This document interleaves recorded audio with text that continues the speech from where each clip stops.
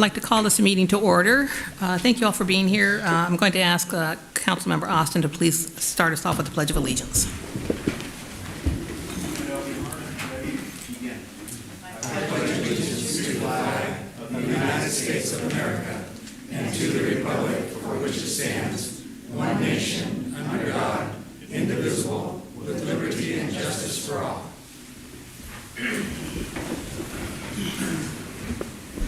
May we have a roll call, please? Councilmember Villaseñor. Here. Mayor Protem Garola. Here. Mayor Brogy. Here. Councilmember Austin. Here. Councilmember Mendez. Here. All present. Thank you. Moving on to item number 4, approval of the agenda. I move to approve the agenda. Second. Motion to approve and a second. All in favor, please say aye. Aye. Opposed? Hearing none. The agenda is approved. Now we move on to item number 5. 5A, donation from El Dorado Social Club to the Fillmore Firefighters Foundation by Mr. Patrick McKenzie and Charles Richardson. And understand that Mr. Richardson's going to make a few remarks. Yeah, I got a little speech. I ask the two to come forward, please. Again, my name is Charles Richardson. I live at El Dorado Mobile Home Park here in Fillmore. 19 years, been there. I was a kid when I moved in. Thank you. Nice to see you, sir. Thank you again. Okay. All right. This is a throwback from my days being on the council in City of Walnut, and so I put it into a whereas situation. I get out of the thing here. Donation to the City Firefighters Foundation, January 23rd, 2024. Let it be known that the El Dorado Mobile Home Park Social Club is making a donation to the City of Fillmore's Firefighters Foundation. Whereas the El Dorado Mobile Home Park Social Club is no longer in existence, whereas the characteristics of the park changed from a senior to a family park about the year 2010, whereas the park went into a 2-year remodeling period of the clubhouse, whereas the COVID also interfered with having any social club activities, whereas an attempt was made during the year 2023 to reestablish a social club, whereas the nature of a family park turned out to be an impediment to having various activities due to families' costs, whereas there were only a few residents that wanted to restart the social club, whereas due to lack of the residents' interest in having a social club, whereas the club's treasury had a bank account of $3,863.13. Whereas the two remaining officers, Patrick McKenzie and me, Charles Richardson of the Social Club, have decided to donate this money to a worthy cause. Therefore, tonight we are donating this cashier's check for $3,863.13 to the Fillmore Firefighters Foundation, and this is done honoring the founder. Hold a check. Honoring the founder of the foundation's former fire chief, Rico Reganderos. And it gives me a great pleasure to present this check to the city manager.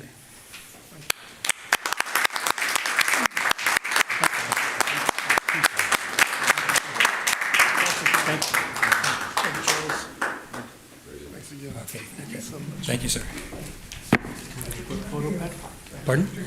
Mr. Farrell would like you to gather for a photo, too. Come on, Patrick, you're part of this. Okay. Let me get in the back. Oh, yeah, right. We have one of that, Chief.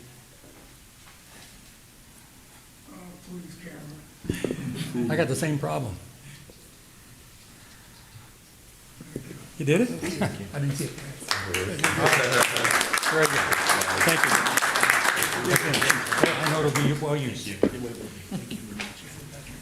you, Charles. You're welcome. Thank you. Thank you very, very much. Well done. Thank you. Charles, I appreciate your comments and the sentiment behind it, and we really, really appreciate it. Thank you. I get all choked up when I I know. think about it. He was a great man. I really appreciated when I used to run. And I would see him in the morning, and he'd stop and we'd talk. And he was responsible for getting my grandson, hired here. And things didn't work out quite as well as they are. But my grandson is doing really well in the city of Vista. He is the lead supervisor of the maintenance crew there in the city of Vista. He's been really good. We could have used him, but that's the way it goes. Sometimes it doesn't work out. Yeah, thank Anyhow, you. This is a great city, and I'm glad we could do what we did. Thank you so much. You're welcome. Okay, let's move on to item 5B on presentations, U.S. Small Business Administration Office of Disaster Recovery and Resilience presentation by Claudia Anderson, George Kostorka Anderson, and Claudia Kay. Thank you very much. My name is George Kostorka, and I am quite honored to be here. So thank you. Oops, what did I do wrong here? Hit the wrong one? Let's see here. Oh, this one, I'm sorry. Okay, F5, okay. Okay, thank you so much. Appreciate your patience on that. Good evening, Madam Mayor and City Council. We really are grateful for the opportunity to present. My name is George Kostorka. I'm here with Claudia Anderson. And I just wanted to provide an overview for the city of the SBA disaster loan resources available to assist people impacted by the December 2023 storm and flooding disaster. Let's see here. SBA received an administrative disaster declaration request on January 8th from the California Environmental, or Cal OES, for damages to businesses and homes resulting from the flooding that occurred December 21 to 23, 2023. Ventura County met the damage criteria for an SBA administrative declaration following a survey that was conducted with your county and the cities on January 3rd. The SBA administrators signed an administrative declaration on January 10th. So SBA does offer low-interest loans to businesses of all sizes, nonprofits, homeowners, and renters not covered by insurance or other recovery funds. At this point, I would like to acknowledge the efforts of the Ventura County Sheriff's Department, Office of Emergency Services, as well as the Ventura County Fire Department, both in their response as well as assisting us in terms of getting the word out so that the people know that there are resources available. So SBA disaster loans are available to homeowners for up to $500,000 to replace or repair their primary residence, renters and homeowners up to $100,000 to replace or repair personal property, and businesses and nonprofits nonprofit organizations up to $2 million to cover disaster losses not fully covered by insurance. So there are 4 eligible California counties that can apply for the December 2023 storm and flooding disaster loans. Those counties are Ventura, Kern, Los Angeles, and Santa Barbara. SBA offers low interest loans with terms up to 30 years to help in recovery. There's no cost to apply and no obligation to accept the loan if approved. The December 2023 storm and flooding disaster loan rates are as low as 2.688% for homeowners, as low as 4% for businesses, and as low as 3.25% for nonprofit organizations. Eligibility is based on a case-by-case review for each applicant. There is no interest for the first year and no repayment requirements for the first 12 months. SBA disaster loans have no closing costs and no prepayment penalties. The deadline to apply for the December 2023 storm and flooding disaster is March 11, 2024. It's very important for applicants to come to our Disaster Loan Outreach Center if they would like face-to-face help. It's at the South Oxnard Branch Library, which is at 4300 Saviors Road. The hours of operation are Monday through Thursday, 9 a.m. to 7 p.m. Fridays we're closed. That's when we do call people that have been on the list that's been given to us by the county in terms of people that have reported damage, so we make sure that they know they can come in and learn more about the benefits. And then we are open again Saturdays at 9 a.m. to 3 p.m. I mentioned earlier the efforts by the city and the county to get the words out to those interested in our help. On Saturday, January 13th, the opening day of our Disaster Loan Outreach Center, we had more than 100 people arrive for assistance. While some had to leave for work after learning that they were able to register or enroll online, our field operations team did assist 71 people that first day. getting them enrolled and started on the process toward learning about and being eligible for the loans that they may need for either repair or replacement. That's probably the largest group in recent memory for first day of disaster loan outreach centers. We want to thank this city, we want to thank the county and the other cities and the emergency responders for getting the word out. That was a really great first step. We've gotten about 10 to 25 people per day. A lot of people are making appointments online. People can make appointments online. We encourage that they do that.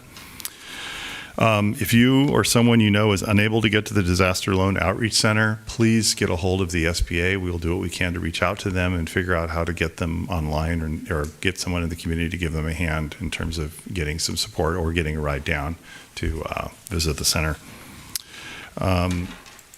So SBA low-interest disaster loans are the primary source of federal assistance to help private property owners pay for disaster loans not covered by insurance. So essentially what we do is we're for people that have no insurance or are underinsured if they want to close that gap to get made in terms of back to where it was before the disaster. For more information about SBA's disaster loan program, there's 3 ways. The first one is to go to our disaster site, sba.gov/disaster. You can call our customer service number at 800-659-2955, and we do have an email, disastercustomerservice@sba.gov. Again, the fact that we do have this disaster loan outreach center here in your county is a really valuable opportunity for those, even those who have started their process online. It's important that if they get stuck or if they're not sure, they can make an appointment and come down and we can actually work with them one-on-one. Another thing I want to mention is that right now, even though we've had some tough weather across the United States, this is one of the few active declarations. We have a national loan center, so essentially anybody that's being helped in Ventura is going to be helped pretty quickly because typically it's first in line, first come, first serve. In past years, we've had multiple declarations around the country. In this case, we just have Ventura, so people should find out pretty quickly where they stand. Finally, disasters such as the December 2023 storm and flooding do severely impact businesses, homeowners, and renters. They can have devastating consequences on the community and the economy. All communities are more vulnerable when the economic base is hit by a disaster. So SBA is here to help, and if there's any questions, I'd be glad to answer them. Any questions, comments from council? Yes, I do. Thank you. And I'm not sure, sir, if you could answer this, but more it was for our planning department or for our city. Have we heard of anyone, any businesses or residents coming forward, if any, in our neighborhood? Okay. And then to follow up on that one, we recently had from storms before, a big sewer break in our community. We fixed that. But that was discovered a couple of weeks, or I think actually months after the storm. So my question is to you, if someone does discover down the line, another month from now or 2 months from now, that there is some sort of damage to their home or business that, again, maybe water seepage, something, and they don't discover it till then, is that still applicable to the? There are definitely avenues to do a late application. I do want to encourage you that if anybody has that, to work with their congressional or state or assembly representatives. Those are called congressionals, and we take those very seriously. In fact, with Carvalhal's office right now, we've got someone going back actually to the Woolsey fire, where they had some damage and some things are started, and we're trying to find out what the status is on that. So having that sponsorship is very critical, and we have visited all the congressional members here in this region, as well as the Senate and the Assembly members. In fact, Congresswoman Julie Brownlee. Yeah, Brownlee visited our DLOC earlier today, and so she met with the folks from the city of Oxnard, as well as our folks from our SBDC, which is a small business development center. So she's very engaged, very interested in making sure that the community's needs are being met, and we will actually be sending out some notices tomorrow reminding folks to get the word out. And I believe the county is going to work with us to do a video to get on, I guess, on their web-based distribution, so people can learn more about the loan process. Okay, that's very helpful. Thank Okay, you. great. And just going to make a comment too that although maybe in the city of Fillmore we haven't had it, we do have folks who live in Fillmore who may have businesses, property, other things over in Oxnard and the Plains area that were more affected. So that we're getting the news out to them here in town is great too. They haven't heard it. And we appreciate that, and we assumed as much that there may be people that that are touched by something that happened down in there, Port Winnie or even in Ventura. So yes, and if you do know of friends or neighbors, or if you've got friends in the realtor business that have heard about this or in the title business, please do not hesitate to have them come reach out to SBA or visit the DLOC. Great, thank you. Thank you. Anyone else? Thank you. Thank you very much, appreciate it. I'll need some help closing that down. Okay, let's move on now to public comments, item number 6. I have one public comment, and that is from Lynn Edmonds. If there's anyone else who wishes to speak on something not on the agenda, please complete one of these forms and please provide it to Erica, waving her hand. And again, this is for items that are not on the agenda. Thank you, Lynn. Yeah, thank you. Thank you, Mayor, City Council, City Manager, and everybody else. I'm here. I've lived in Fillmore since 1984. So it's almost 40 years. It will be 40 years in July. And in that period of time, I admit, I sometimes don't stop fully at stop signs. And sometimes I go a little bit too quickly. And I have never been stopped, ever, in all this time. And yet, just a few years ago, a past mayor of this town was stopped and asked how he could afford that truck. And at about the same time, another person who had bought a brand new truck and went to get a piece of something for their car was stopped and actually taken to the police department and interrogated in a room, asking how he could possibly afford that truck, because he'd been working on the truck and he looked pretty grummy. The only difference between them and me is that they're Latino and I am not. So when we're looking at districts, please don't look for a charter school, because we do get along well together, but we are not considered equal. And until we are all equal, we need to have districts. So, and I saw the surveys outside for the unmet transit needs, and I would encourage everyone to say we need a bus to Santa Clarita and a van over the pass to Moore Park. And that's it. And please fill that survey out. Those are important. Fillmore turns in more surveys than any other city in Ventura County, and we get the least service. So hang in there and let's keep doing it. Okay? Thank you, Lynn. Okay, moving on to item number 7, City Council reports, recommendations, and comments. So I will throw this to our council members. Anyone have anything to report or recommend? I do have one update, actually 2 updates. The first is the last time I spoke, I had gone to the Ventura County Regional Energy Alliance and I let our council and the community know that there's a lot of grant applying that was happening for electric vehicles, for infrastructure across the county. And I got an email that in fact, there was a grant of $12 million to fund Ventura County to make sure our region has the resources for equitable and resilient electric vehicles and charging infrastructure, and also community engagement. There's going to be funds for community engagements in marginalized community, more low-income communities, Spanish-speaking communities. So this is a good sign, and I'm going to do what I can to continue to push to make sure that these kind of grant funds come to Fillmore, Piru, Santa Paula, and the Santa Clara Valley. So just wanted to update that, and then tomorrow is our point-in-time count for our homeless population. And so I appreciate that we're going to have several of our local deputies and several community volunteers join us tomorrow morning. And it's all done with a survey on our phone. And it contributes to basically funding, and so that we know our homeless population. We report these numbers to the state, to federal agencies, and they ensure that we receive dollars back to the county to continue to provide resources and do what we can to help house these individuals. So I say it's happening. Do you happen to know how long it'll take before we get those numbers back? I wanted to say they said April, a couple of months. Good. Yeah. It's all, like I said, it's all done at point in time. And so that information, as soon as we submit the surveys, they tally them probably at the county level, and then they submit it to the state, that sort of thing. But yeah, I'll follow up. I'll make sure I follow up. Okay. Or we could just ask our local police chief. He's always got the number. Yeah, that's true. Yeah, that, right. Okay, anything else, council? I wanted to report on Friday, January 19th. I met with the Housing, Community, and Economic Development Policy Committee, and we set our goals, what we're going to work on throughout the year. So number 1 was local control, 2, affordable housing, and 3, homelessness. So that's what we're going to focus on. Our next meeting will be March 21st in Burbank from 10 to 2. That's all I have to report. Great, thank you. Okay, moving on to the consent calendar, agenda item number 8.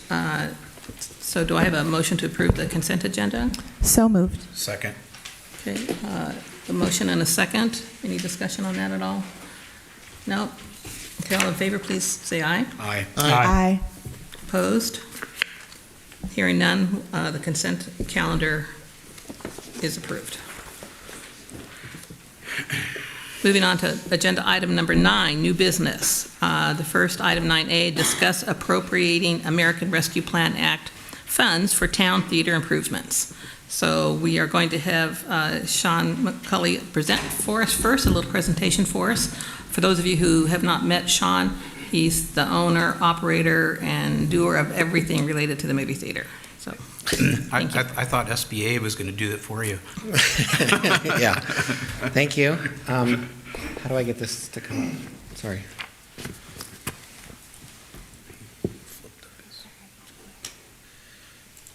Oh. Erica fixes everything. Okay, thank you. Good evening, nice to see you all. Chris, nice to see you face to face. Chief, I still have a text to you that I need to talk to you about. What I wanted to talk about this evening was to update you on what the theater has been through over the course of the past year that I've been operating it in spits and sparks. Drips, drains, and popcorn. That picture that you see on the upper left-hand side, that is holes where water drips through. The ceiling of the main auditorium in the theater, it just dripped with the most recent rain. And that is the biggest issue that we're facing.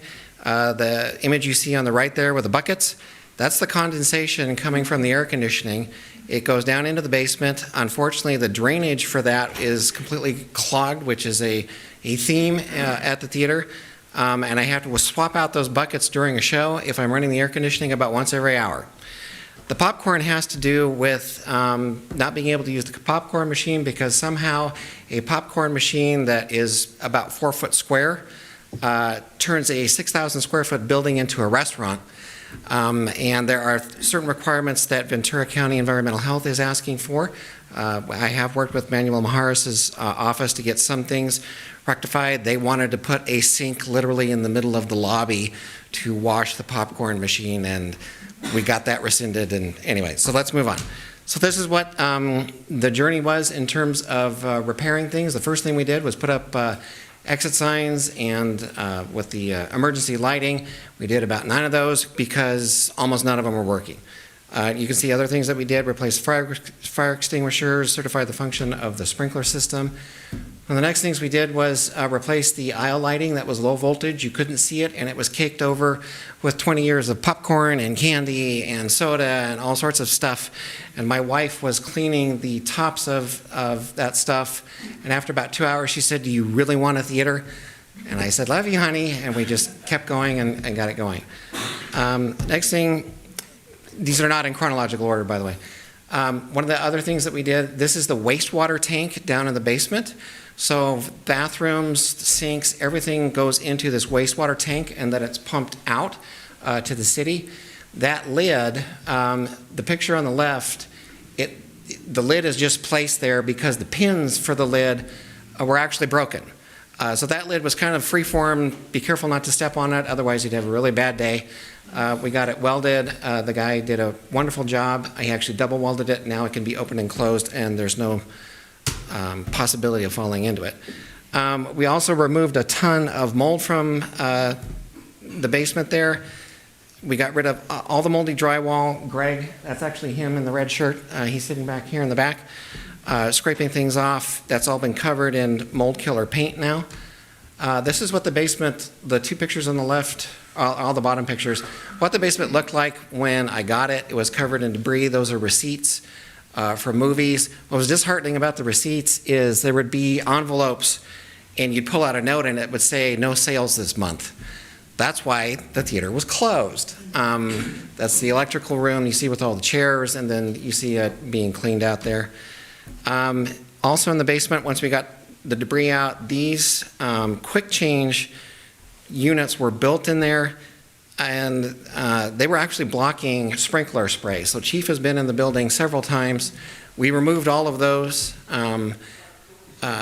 so that the sprinklers would spray, properly. The bottom area is going to be a very makeshift green room eventually.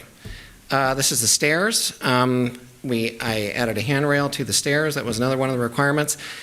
That handrail represents 3 drill bits and a day and a half's worth of work to drill through everything and to get it secured. But that was one of the many things. We also added LED work lights to the stage. We put lighting in the footlights so that performers would know where the edge of the stage was and wouldn't fall off. We have a sound system on loan. We've added microphones. We've added all sorts of stuff so that we can have shows there. This is the big one. This was drainage underneath the entire theater. So we had a concert there, and the bathroom would back up. The water would come up. This is the women's bathroom. The water would come up with a drain in the center of the floor, and you can see by the pictures why it was doing that. The cast iron pipes were corroded. They were split open. In fact, I have another picture where you can see that's representative of like all of the pipes, and we're talking about 120 feet of pipe. After the second concert, where this obviously was an issue that wasn't going to go away and quick fixes weren't going to take care of it, I closed the theater again until I found a contractor who was willing to take a year to get paid. That's Rafael Pacheco, to replace all of the plumbing underneath the theater. Everything has drained perfectly since then.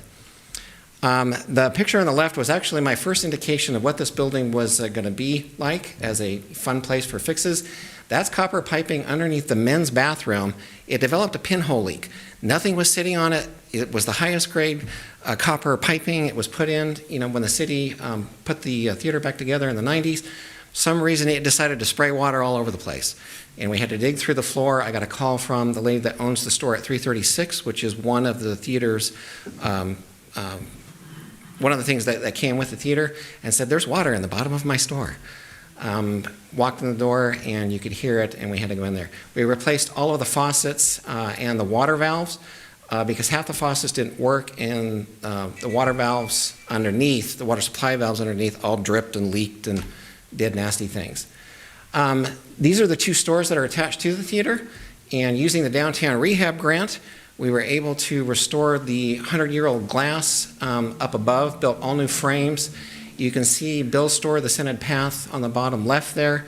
Part of the glass had fallen in years ago, and the solution was to put a piece of plywood over it and walk away. That's all been replaced. It has all new awnings, and you can see the addresses there. Again, that was thanks to the downtown rehab grant. This is what's going to be done to the ticket booth. What I'm talking about mainly is the structure that's on the top of the ticket booth. That's going to mimic the glass that's over the stores. We're going to backlight it and get rid of the fluorescent lights. That'll be our ambient light. The guy that's putting that together does a really good job. He did the 2 stores, but he has cancer, so he's going back and forth, and it has slowed down, but it will get done at some point. We also replaced part of the downtown rehab grant was replacing the backing for the lettering on the front and the sides. Previously, if I put letters up there, I had to hold them up with packing tape.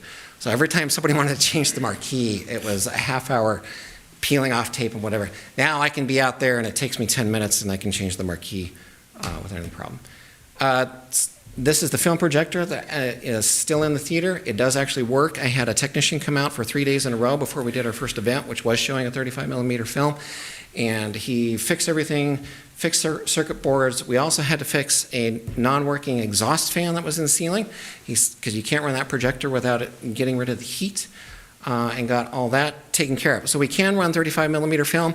I got a feeling the first one that we did is going to be the only one we will ever do, but I'm leaving it there just because it's cool. This is the video projector that we put in for the backgrounds for the Shrek show, which I'll talk about in a minute. These were donated by, there were 4 of them donated by Eric Swenson from Regen House across the street. It took about a year to get it to work correctly, because if you look at that lens, that's an extreme wide-angle lens there on the bottom left. These projectors came out of the Simpsons ride at Universal Studios. So if you've ever been on it, it's a motion simulation ride. It's inside of a dome. That's why it was such a wide angle. It took us a year to finally find the right lens and the right of the 4 projectors that would actually give us an image. So it is sitting next to the film projector. I'm not going to move the film projector because that would tear up too much stuff. Right now, the projector, as you can see, it's sitting on one of my old production cases and wood that I found at the theater and whatever, but it does put an image on the screen. This was the latest thing that I worked on, which was the acoustical ceiling tiles in the lobby. They were getting filled with water because of the bad plumbing from the utility room. And they would fill up and break, and this happened a couple of times. A bunch of the tiles were replaced when SWAT did a shoot there because the original tiles were damaged, but these are since then that this damage has occurred. This is what was in the ceiling and why it was dripping in the lobby.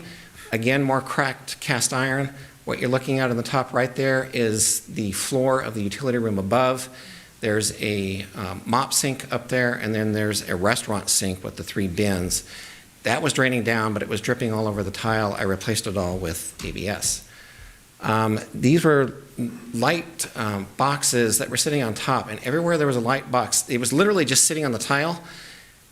Those tiles were sagging because the light boxes weren't attached to anything except for one wire sort of hanging from the ceiling that if a tile fell down, at least you wouldn't get hit in the head. I replaced that with a bunch of LED lighting. It's much lighter. They're much more versatile and makes things look a lot better. These are the tiles. These are PVC. They're waterproof, fire resistant, and that's what replaced all of the tiles in the ceiling. Give it a little better look.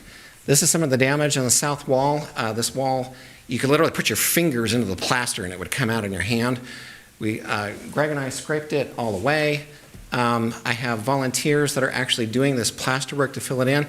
This is the south wall of the theater, and all of the plaster above this has fallen off the wall due to rain damage. So that gets me through basic. I'm running really, really fast. This isn't everything that we've done, but this is like the big hits.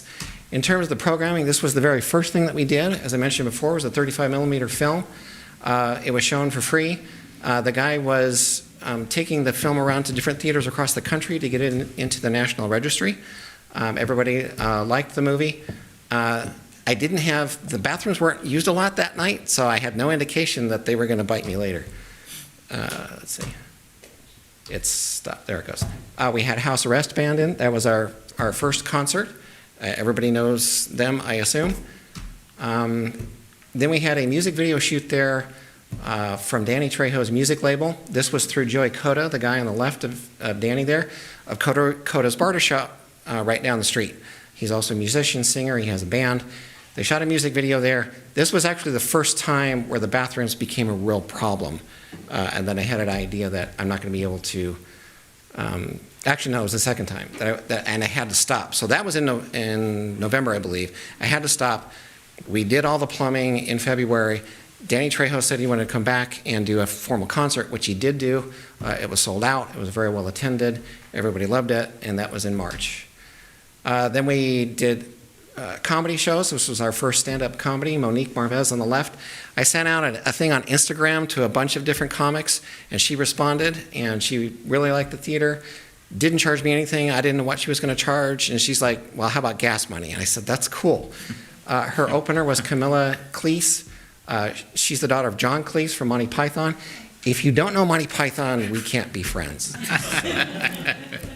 After that, Danny Ibarra organized a music festival. This went on it was supposed to be 6 hours. It went on for 7.5 hours. A lot of different groups, a lot of people you probably recognize, including Greg Godfrey from the high school. After that, I was like, what other things can we do that are different? And so I just kind of like came up with a talent show. We had 12 acts apply. They had 10 minutes each. It was very well attended. We had, I think it was about 230 tickets by the time it was done. I had no judges the night before. I had 6 judges the morning of because I was making phone calls like crazy to get people in there. Everybody loved it.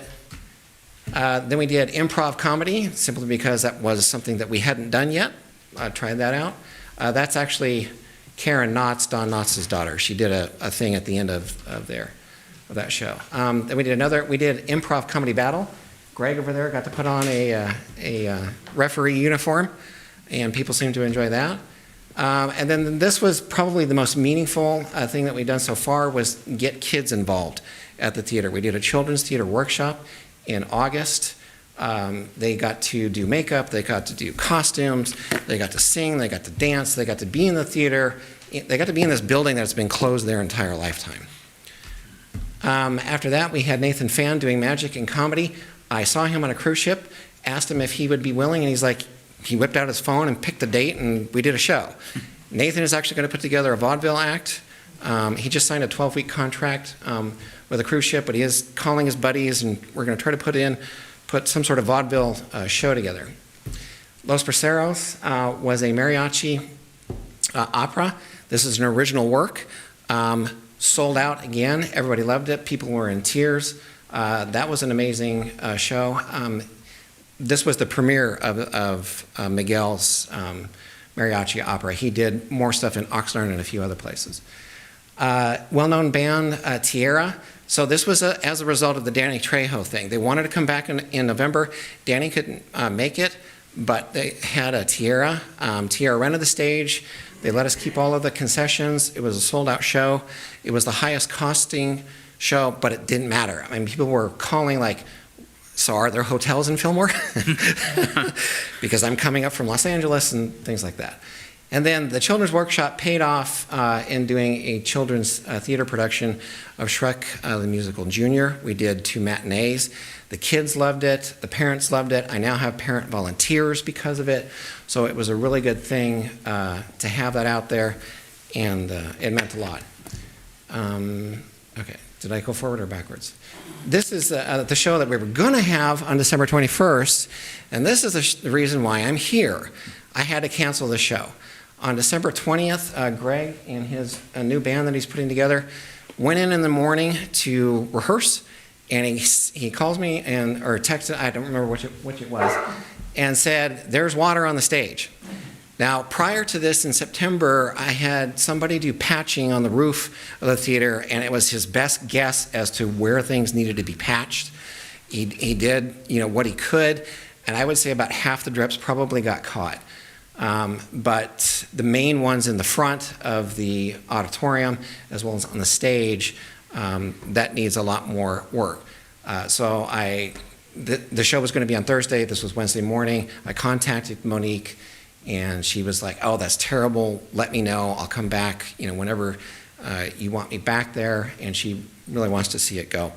But that's the reason why the roof leaking is why I had to stop everything. So the plans for the future, you can see them up there. The roof, I met with the contractor that I want to work with this morning. He can get the roof done before the end of February, which means I can start programming again in March. So a lot of different groups that I reached out to, everybody I've put on hold, now I can call them all back and say, okay, we're on, now that I have a definitive date. My intention is to have a Spanish language concert at least once per month. I actually talked to Hermanos Herrera. They just signed a contract, unfortunately, that doesn't allow them to perform in Ventura County until the fall because, not being able to perform within 60 miles of other performances. But they do want to do it. In fact, they want to do it not for a fee, but in exchange for getting a video. And it's like, I can make that happen. And then I talked to another band that has won 2 Grammys. They played Carnegie Hall. They toured with Linda Ronstadt. They played Walt Disney Concert Hall. And what's the one in D.C., the Kennedy Center? It's either Kennedy or Lang, I can't remember. They want to come in the fall, or excuse me, they want to come in the summer. So I'm trying to get that going. I'll have an English language concert once per quarter, do a comedian either 1 per quarter, 1 per month. I just talked to a guy that represents, has a roster of 500 comedians from the area, and he's anxious to get stuff in here. He already does stuff for the big theater in Thousand Oaks in Simi Valley, and they want to start here. Once I get the projector a little more square because it's slightly askew, we'll do a movie once per month. It's not just going to be showing a movie, it'll be events that's connected to it. Whether that means costume contest or whatever it is, that's what it's going to be. And then again, we are going to do youth theater. I would like to do it twice a year. It's up to the director and that team that did all of that work. I basically opened the doors, flicked the lights on, and they took off and did their thing. It is a lot of work. They need about 3 solid months, excuse me, to get the production going. And then I do want to bring back the talent show. And that's it. So there's the website, there's the Facebook, and I just want to say thank you very much to David and Erica and Carrie. I made a phone call. What do I do? Theater's going to have to be closed, and they were very enthusiastic about let's see what we can do and how we can make this happen. So if you have any questions, I can answer them. Or Yeah. Council, any technical questions for Sean? Oh, and Christina, thank you. Yeah, of course. I've not a question, but just, thank you so much, Sean. Thank you for all the hard work you put in. And I think it's an example to our council that you're here to stay. You are obviously well invested in the theater, and that's important for us to see as we move forward with this. It is very much a group effort, and volunteers. Brandy's here, Greg's here, Lynn has been very supportive. I mean, it is a community thing to pull this together. It's not just one guy replacing tiles in a ceiling. So, Questions for him before? is that it? I just want to say thank you. Thank you. Okay. Thank you very much. I do have one speaker request, Okay. and that's Lynn Edmonds on this agenda item. Today's my busy day. When I saw that the theater was on the agenda, I had to speak up. It's such a local treasure. And Greg talked about all that he's doing and all the programs that we have and all the work he's done. He didn't talk about how it's going to help our downtown and how it has already helped our downtown. The fact they call and ask, do we have a motel? Well, yeah. Do they want to come early and have some food and shop in our stores? Let's hope, especially if they're afternoon events and they're looking around. And I've gone to several of them. I wasn't able to go to them all, but they're really well done. God, Shrek was so much fun, and the comedian was a hoot. So I would encourage you to do everything you can. And Sean, I'll help you with that application for small business. Thank you. Thank you, Lynn. Okay, turn it back over to council for discussion on the staff's recommendation.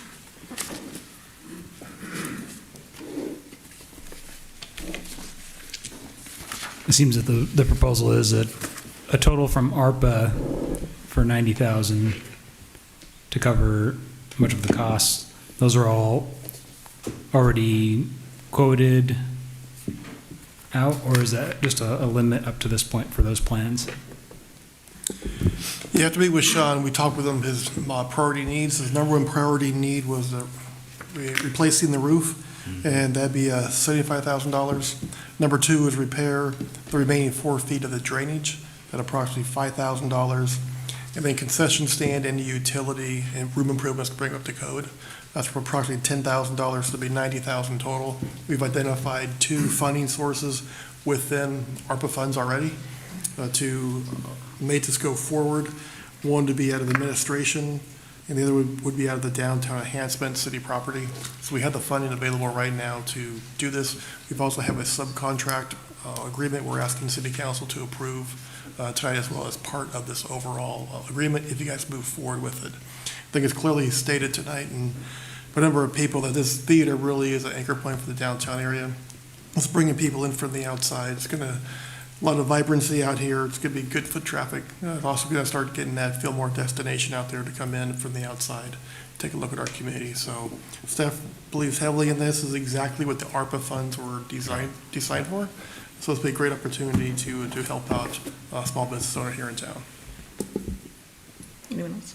No, I was going to say, I agree with you, Dave. This is what the ARPA funds were meant to be. Yeah. They were meant to help the community. And So- I just want to add that in all the years that I've been working with the city in one capacity or another, there's always been a focus on promoting our downtown business district on Central and trying to enhance the activity down there, make it, an attraction there that are going to draw people to our business district from all over.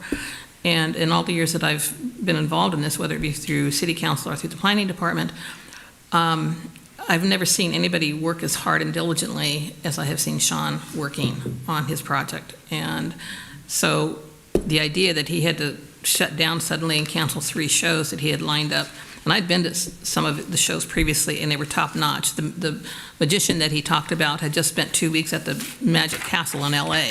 I mean, it's the quality, performers that he's bringing in, including our own children that were part of the club.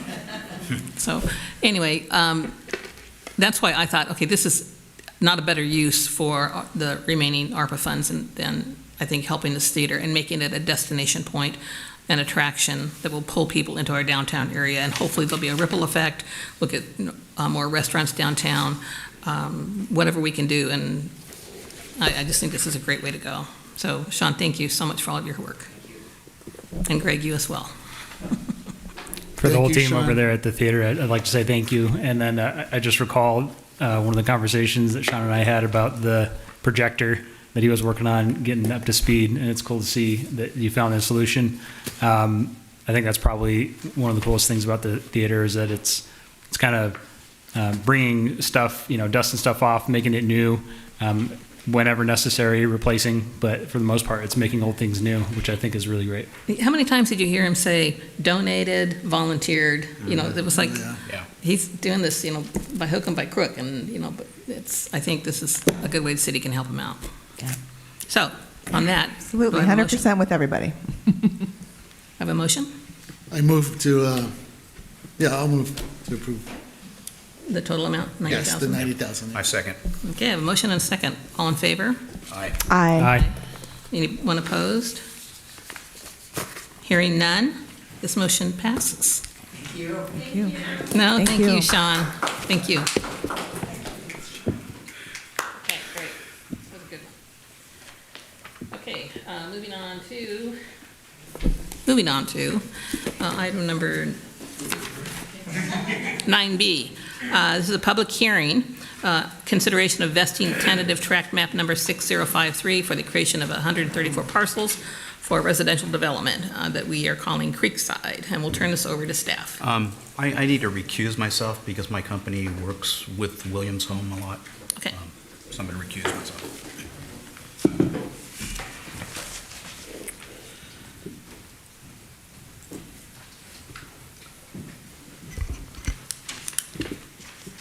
Okay, good evening, City Council, City of Fillmore. As mentioned, this is Creekside Residential Development. It's Development Permit 20-04 and Vesting Tentative Tract Map 6053. I have one revised exhibit, Exhibit C. It's an open space and bike path exhibit. I wanted to pass out to you this in hard copy. I believe you may have received an email as well.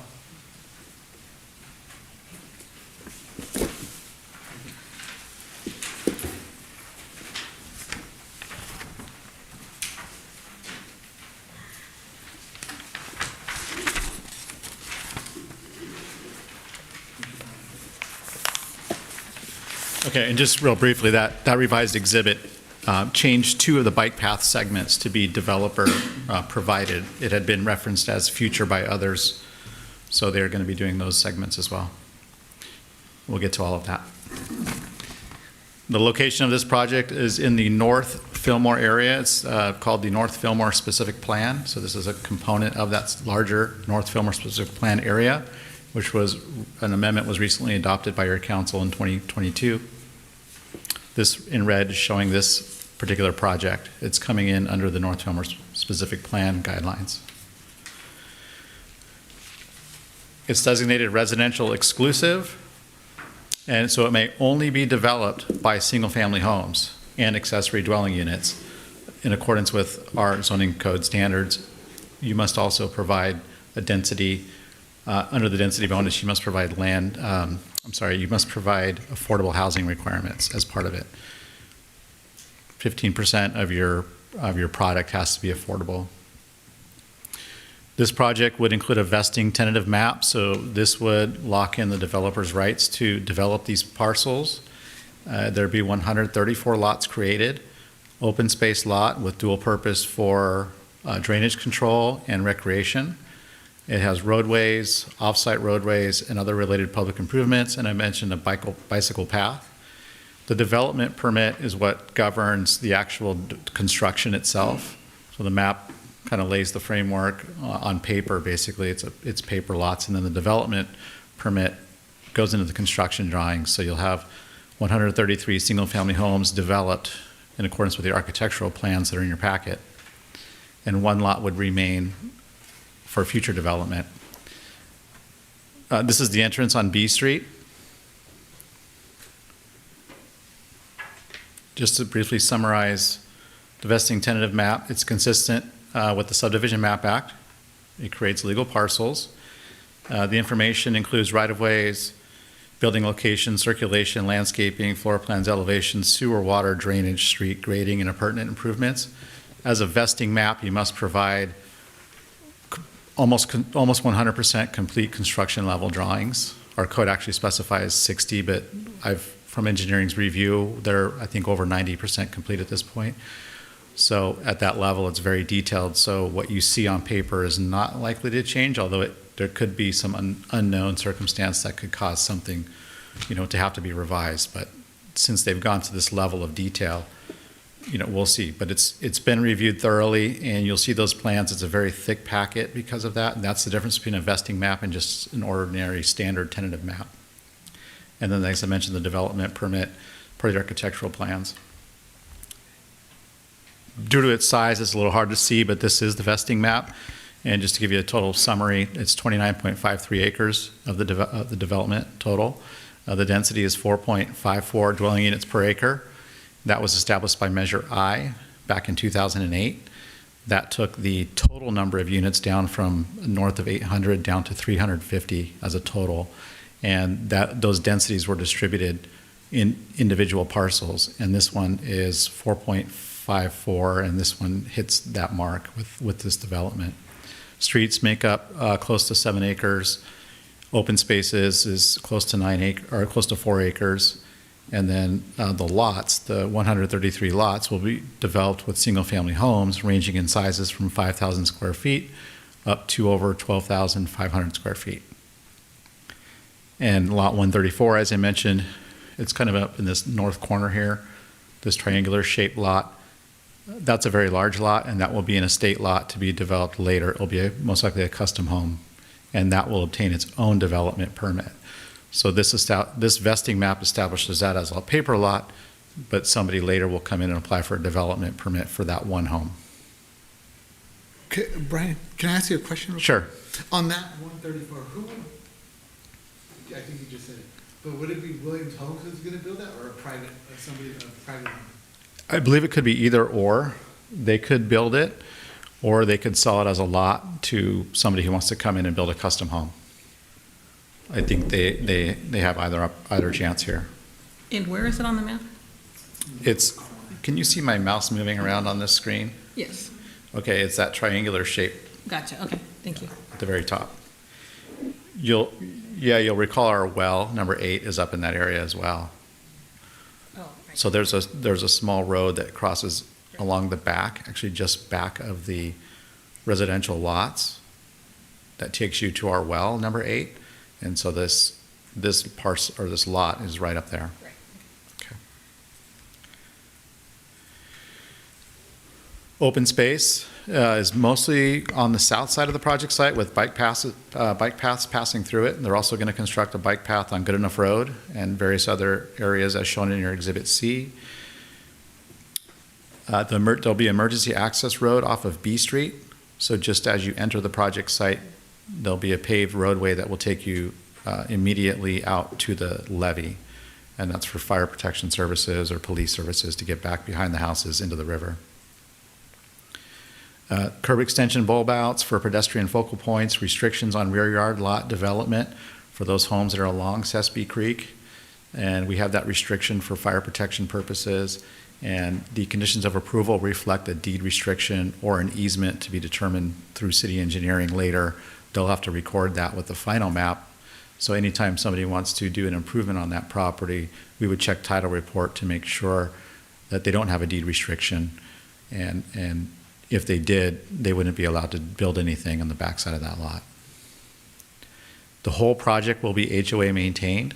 So there'll be no city areas maintained but for the streetlights. So they'll annex into a streetlight district, assessment district, just for the lights. But the HOA will maintain all the streets and sidewalk, landscaping. And they'll establish a board that will be put in place at the time of occupancy. Oftentimes a developer might be on the board until they get enough residents in order to spread that HOA cost out among the various residents. When you just have a few in the beginning, it's too high of a cost. So oftentimes they'll wait and get more occupants. Most likely, Williams Homes will be on the board until they get actual residents on the board. But they'll be doing all of the enforcement. And at times they'll reach out to the city for help, most likely. But most of the activity that happens in there is going to be hopefully managed locally. Street improvements throughout the subdivision. Also, they have improvements along Good Enough Road and on B Street. They'll be fully improving one side of B Street. There'll be stormwater detention basins. As I mentioned, those are HOA maintained. Sewer upgrades on B Street, that's off-site. They'll have an access easement granted on lot 134 to service well number 8. This shows you the curb extension bulb outs, and this is done just to make it more pedestrian oriented. Pedestrian friendly. It gives a little bit of shelter to residents or pedestrians who are walking. They come to the corner, and it's a little bit of a safe haven. This is the landscape plan. Most of the features in this project, it's always easier, I think, to go back to the landscape plan than the vesting map. You can kind of see how it comes together. The landscaping plan consists of parkways, street trees, a park, the detention basin area you can see on the left-hand side of the screen. The open space requirement in the North Fillmore specific plan is 3.84 acres. This all put together would be 3.95 acres. And there are various different components that make up that number. And just to give you some of the salient points here, some of the paramount features of the landscape, up here on the north side, you'll see that's kind of a big grass area. Around, this is kind of the off-green color there. And then the bright green is a slope area. So the slope areas will contain more of the shrubs. That other off-green color will be flat grass, turf area, so it kind of allows for open play. And you can see here that there's a pathway, a concrete pathway that gets you to that hidden court lane.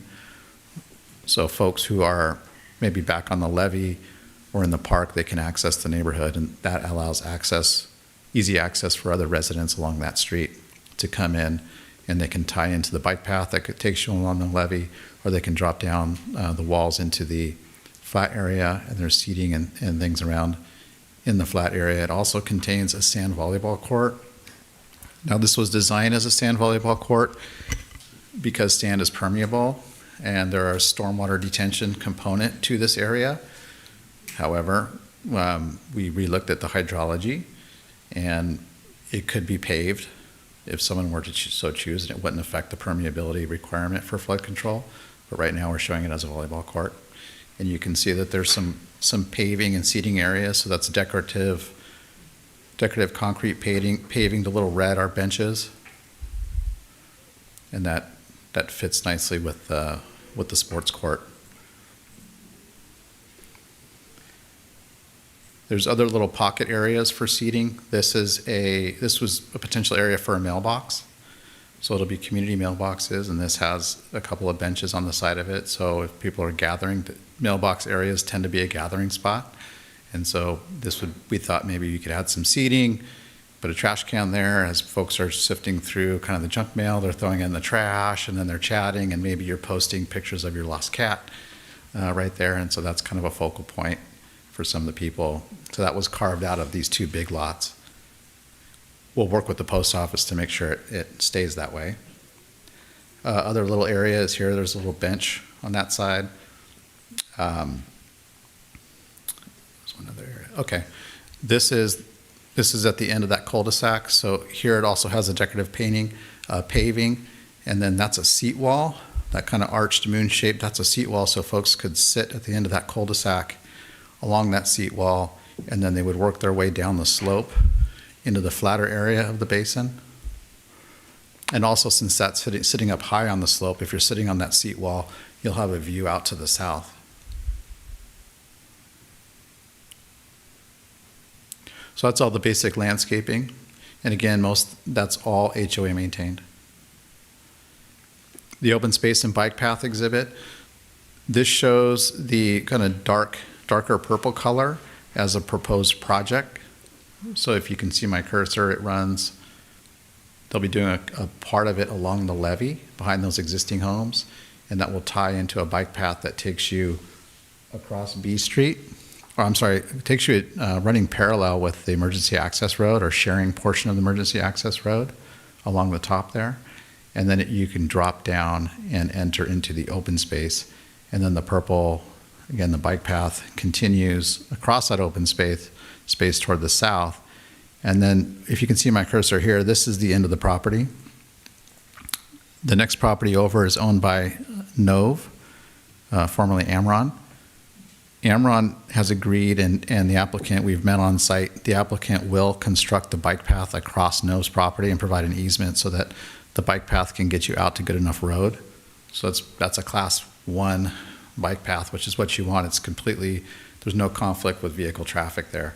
So it loops you out to good enough road.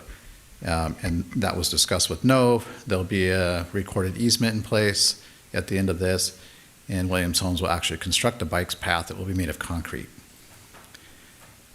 The other segment that's more of a pink color there, that will be required of a future developer of that vacant property. And then as you go up more to the north, the Creekside project again picks up this lot here adjacent or running along the frontage of Goodenough Road, and they'll provide a 10-foot bike path there as well, and then that will end at the end of their property. The bike path and the trail, it's walking or bike path, also includes trailhead features. So the one on the left is a condor, and that would be kind of up here near the levee. You can see the guys looking out right there over the Sespe Creek. And then the one on the right would be located where the trail meets B Street. And so this is kind of if you've seen those kind of fun wayfinding street signs where it will say downtown that way and, San Cayetano that way, or whatever we might want to put on that sign as significant landmarks in the city. The architectural site plan, there's actually a total of 6 plans now. There are 5 plans. Predominantly, a plan 6 is for the ADUs. And the different plan types are dispersed throughout the development. You never want to have 2 of the same plans adjacent to each other. So one of the things we look for is kind of a spread, a good mix, a good range of distribution of each of the plan types, and we feel like they've done that there. You can see the color diagram. The architectural elevations are made up of 4 different styles: farmhouse, modern, bungalow, and Spanish. I don't know why it says farmhouse twice, but that's actually supposed to be Spanish. And these are the lots that have been designated for those architectural types. They've also, in order to kind of break up the street scene a little bit and add a little bit of articulation, they've added a 2-foot setback on all of those lots with a red dot, meaning an additional setback from what was required in the code. So you have kind of a push and pull along the street scenes. And this was a study that was done to see which lots would have a view. And they tried to place the 1 stories such that the two stories that are situated behind these could see out over the top or between houses to view the San Cayetano Mountains. So these are one stories that you see here shaded, and those are strategically placed to try to keep those view corridors over the top, over the roofs of those. And you can also, they've also placed the home so that you can see between two structures as well, as best as possible.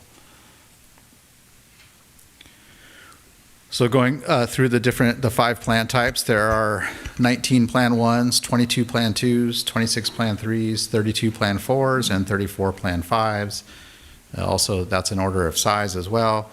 So they're up to 2,359 square feet for the plan 5. And down below is a typical street scene. And these are the rear yards, or looking at the rear elevations. So this would be looking, say, behind, if you're at Sespe Creek, this was what the rear would look like. And then that bottom elevation is a street scene, so you can see how that street lays out. That's the levee on the far left.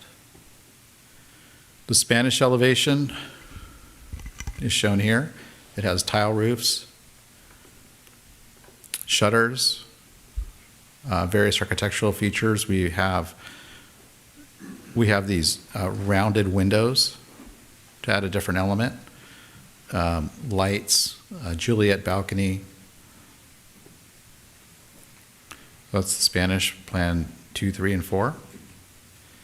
And the rear decks of the Spanish elevation. All lots that are on the perimeter of the project will have a second-story balcony.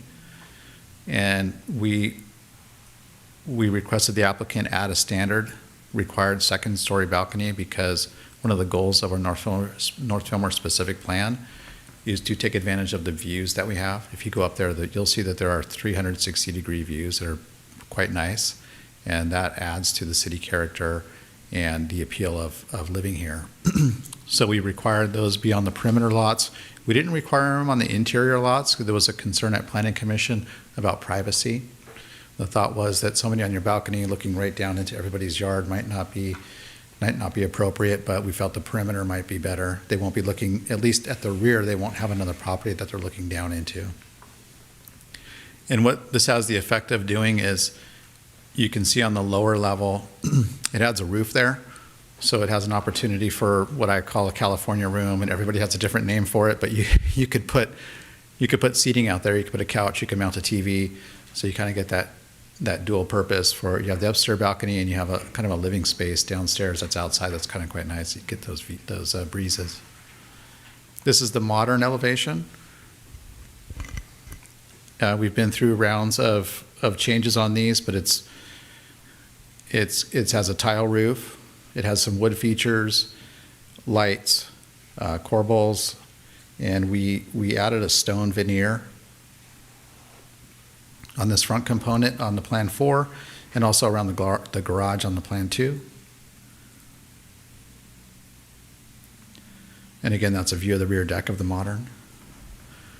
And this idea came when I visited the models up in that Williams Homes is building up in Castaic, and that's exactly the stone feature that will be added to these. So I thought I'd add this picture in there so you can see real life. In our review of the modern, they've mostly met everything that's required of the North Fillmore specific plan. But we did note a few things that could be considered over, if they were to continue to add improvements to the plans, such as overhangs that differ from the other styles, horizontal elevation plane accentuations with flat roofs, exposed roof beams, cantilevered roofs with wide overhangs or roof decks. So we're talking about having different roof features. Okay, the farmhouse. The farmhouse has this wood paneling. It has asphalt style roofs, and I have a sample of that material for the roof.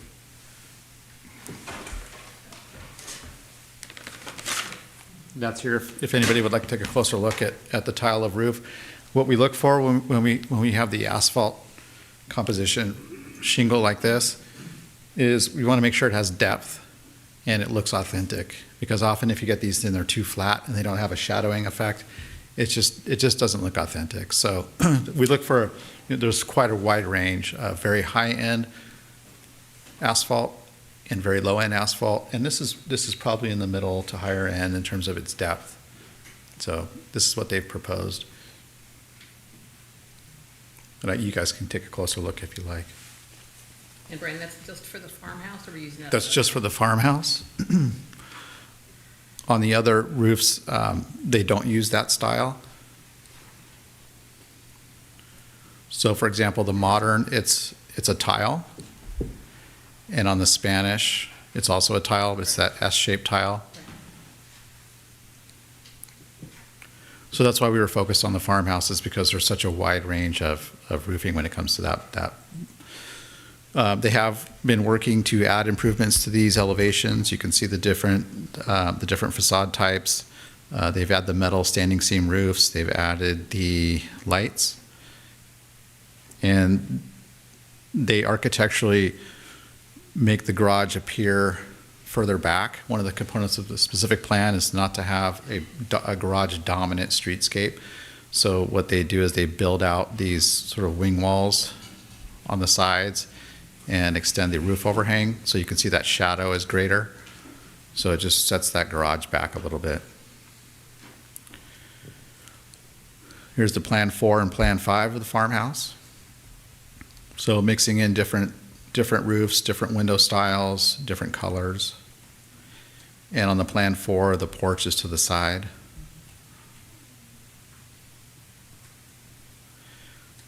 And again, they met most of what we've required of the North Fillmore specific plan. It's been reviewed rigorously. They've made changes on all of these at the Planning Commission.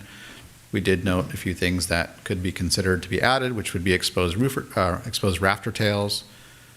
Cupolas, probably not a great idea in this case, but you could have trellises above the garages, divided lights on the windows, or decorative shutters. Those are some of the things mentioned in the North Fillmore specific plan that we noted that may be underrepresented. This is the bungalow elevation.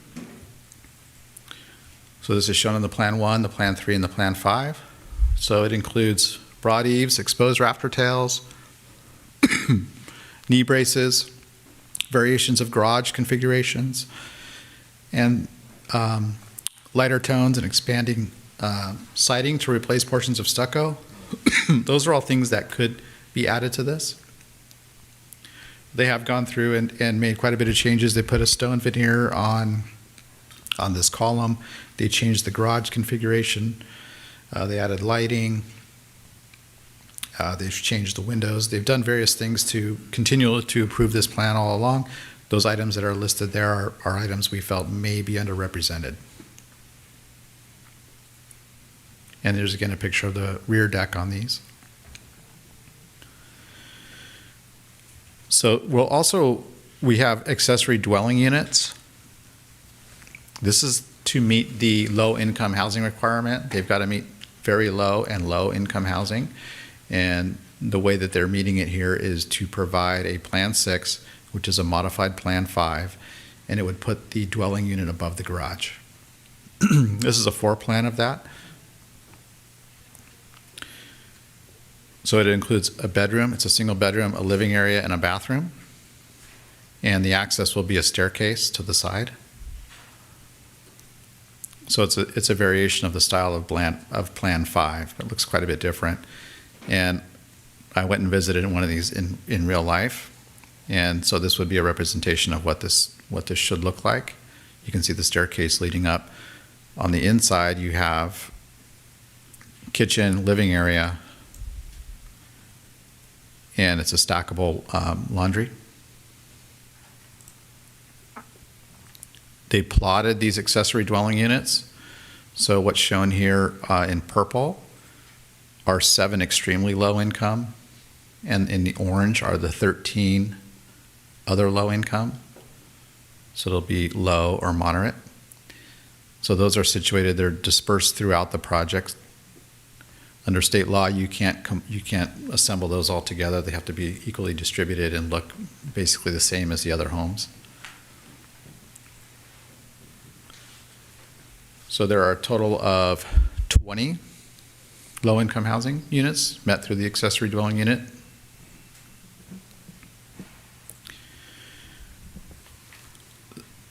Under CEQA compliance, the project was evaluated as part of the North Fillmore Specific Plan Environmental Impact Report, which considered the entirety of the North Fillmore Specific Plan. An addendum was adopted by City Council to the Environmental Impact Report.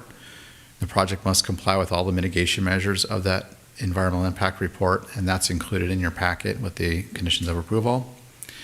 And we found that the project is exempt from CEQA as a residential project that's consistent with the specific plan, and that's allowed for under the government code.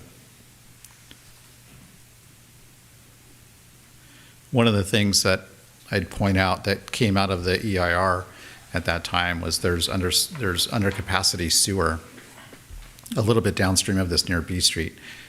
This project would make that sewer improvement on its dime, so they would foot the whole cost of making that sewer upgrade, and then over time they would be reimbursed by subsequent developers that come into the area. And that's shown in the engineering drawings. That's also been fully engineered as part of the vesting map. Staff's recommendation is to receive the staff report, open the public hearing, and receive public testimony, adopt Resolution 243982, approving exemption from the California Environmental Quality Act, and approving the development permit 2004, subject to the conditions of approval. Adopt Resolution 243982, approving vesting tenant of tract map 6053, also subject to conditions of approval. Or alternatively, if City Council chooses, you could provide additional direction to staff and to the applicant to improve the design of the project to meet North Fillmore Specific Plan guidelines. I'll be here to answer any questions. The architect is here as well of the project, and they can answer any questions as well. Great, thank you, Brian. Thank you. Any technical questions for Brian before we go to comments? Yes, I have a question for Brian. Brian, on the ADUs, for the 20 ADUs, was there any discussion during the Planning Commission to, instead of the ADUs, to have them regular standalone homes? That was discussed fairly extensively. The applicant, through that discussion, felt that it wasn't financially feasible to construct a home. Given the cost of constructing a home at that level, it wouldn't fetch the kind of sale price that they would need to make it financially stable or financially worthwhile to do. It also, they felt it would be difficult to track when you sell that home as a low-income unit. That person have found, I think in the past, where they've later sold that home as well, and they sold it to whoever came along to buy it. So 10, 15 years down the road from now, people aren't tracking. So they felt it was a difficult management decision, and they opted to, we did pursue it, but they opted to go with what was allowed in the North Fillmore Specific Plan, which explicitly states that the low-income component could be met through ADUs. The other allowance in the North Fillmore Specific Plan would be through fees. They would pay an in lieu fee. So a fee is, instead of building it, you would determine what the kind of cost of construction or the value of a low-income housing unit would be, and they would pay the city that fee, and then we would hold that money and put it toward a low-income housing project elsewhere in the city. There wasn't really an appetite to do that. The city has never adopted an ordinance for that. So this turned out to be sort of the best option. Long story, but we ended up back to ADUs. And another question. Yeah. So how are we going to track it? Say the homeowner buys it, and what's to prevent that homeowner from just letting a family member move in rather than rent it to use it for low income or very low income? Yeah, what we'll do is there'll be a deed restriction that will be placed on it that shows it's required to meet low income requirements. And we'll do what we did at the KB Homes project down the street. What's the name of that? Citrus Grove. We hired a consultant who's an attorney who looked at the paperwork of the potential tenants And the tenants were proposed by the owner of the property. In a lot of cases, it's a family member. You know, it could be a recent college graduate, or it could be granny, or somebody who, you know, needs a place to move in, they have low income, and why not rent from a family member? So that paper, as long as it meets the low-income housing requirements under state law, they get approved. Long-term down the road, there's nothing that requires the homeowner to keep it rented at all times to a low-income housing person, but if they are to rent it, it has to be to a low-income housing person. So it could stay vacant. It'll be up to the property owner, ultimately. Yeah. Sorry, Brian, could you just repeat that last statement again? So it'll be up to the property owner to rent it out, or to propose who they want to rent it out to. And then that person, that designated person, would have to qualify financially. And our attorney would review that paper and make sure it meets state requirements, it's held confidential. But the homeowner is under no obligation to rent it out. Oh, so that's what we said about it being vacant. Not an It could- obligation to rent it out. It could stay vacant. Okay. But one could not move in there unless they were qualified as low income. Got it. Thank you. Brent, is that deed restriction that's presented at the time of sale specify, or would it continue to point to the city for every new, not new applicant, but every time a vacancy is trying to be filled? Is that essentially what that process is explained to be? Yeah, it'll be on the title report. And when things come up down the road, if somebody moves out and somebody's moving in, do you know, Tiffany, how we triggered that re-review? So there's also an affordability covenant recorded against the properties as well, and that stays on for the duration of the 55-year affordability period, as well as an individual covenant specific to the family that moves in, and then the homeowner will have to pay the city's cost for the consultant that he's talking about to verify the paperwork anytime they want to change out the tenant.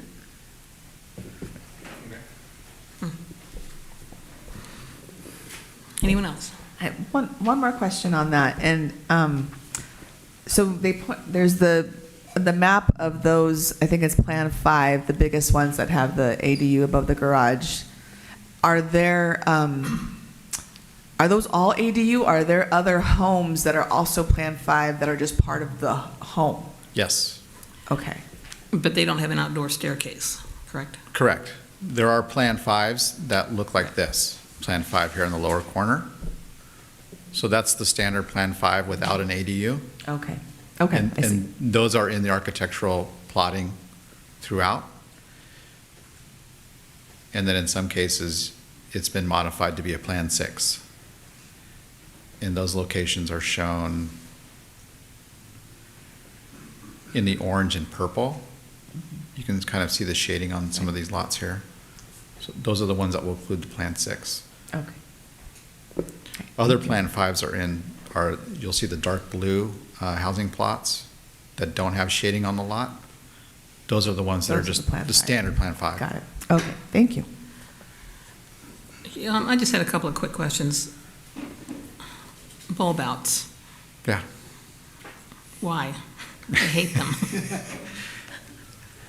Everybody has a different answer on these, but What is the purpose? the purpose of them doing these was to make it more pedestrian-oriented and pedestrian-friendly, and that's a requirement of the North Fillmore specific plan. And so that's one way of, I'm trying to find that exhibit here. Are they like the ones in the bridges? Yes. Okay. They will be like the They're not ones in the very bridges. driver-friendly. They're not driver-friendly, and they're not intended to be driver-friendly because it's supposed to slow traffic down. And what it does when you have that sort of peninsula that comes out of it, someone can walk out onto the curb and they can see a car coming. Because when you have this allows for street parking. So when you're crossing the corner, oftentimes it's hard to see, or they can't see, or a driver can't see a pedestrian. But this puts the pedestrian out a little bit more in front, so that it's intended to allow more visibility. It also makes that walk a little bit closer, so their path is shorter to get To from one cross the corner to street. the other. Correct. but it's not car-friendly. It seems like there's also an aspect of, like, I mean, you're already talking about visibility, but a standoff distance to create that visibility, which also makes traffic turns in those intersections a little bit easier. I think I remember hearing and reviewing the planning commission meetings that a semi-truck, a moving truck, essentially could make those turns. Yeah. But it provides that distance to be able to do that, Yeah, despite the narrowness that it provides. Nor can my fifth wheel. Yeah. We did ask that they do a study to show those turning movements for emergency vehicles. So a fire truck, I believe it looked at maybe a 50-foot truck, so a moving truck plus fire truck, they would be able to navigate these turns. A fifth wheel, I'm not sure. You got to be a good driver. Okay, I'm just complaining. Yeah. Okay, one other question with regard to Plan 1, no front porch. There's a, looks like a doorstep, but there's not the big porches that we have been pushing all these years, and I'm wondering why they're not on there. Yeah, there is a porch, but it is a bit smaller. And I, that was just to make use of the space. The architect is here, and he can talk a little bit more about the constraint. It's a constraint basically on the size of the home, plus making it look a little bit different from the other plan, from the Plan 2, which is the other single story. The Plan 2 also doesn't have much of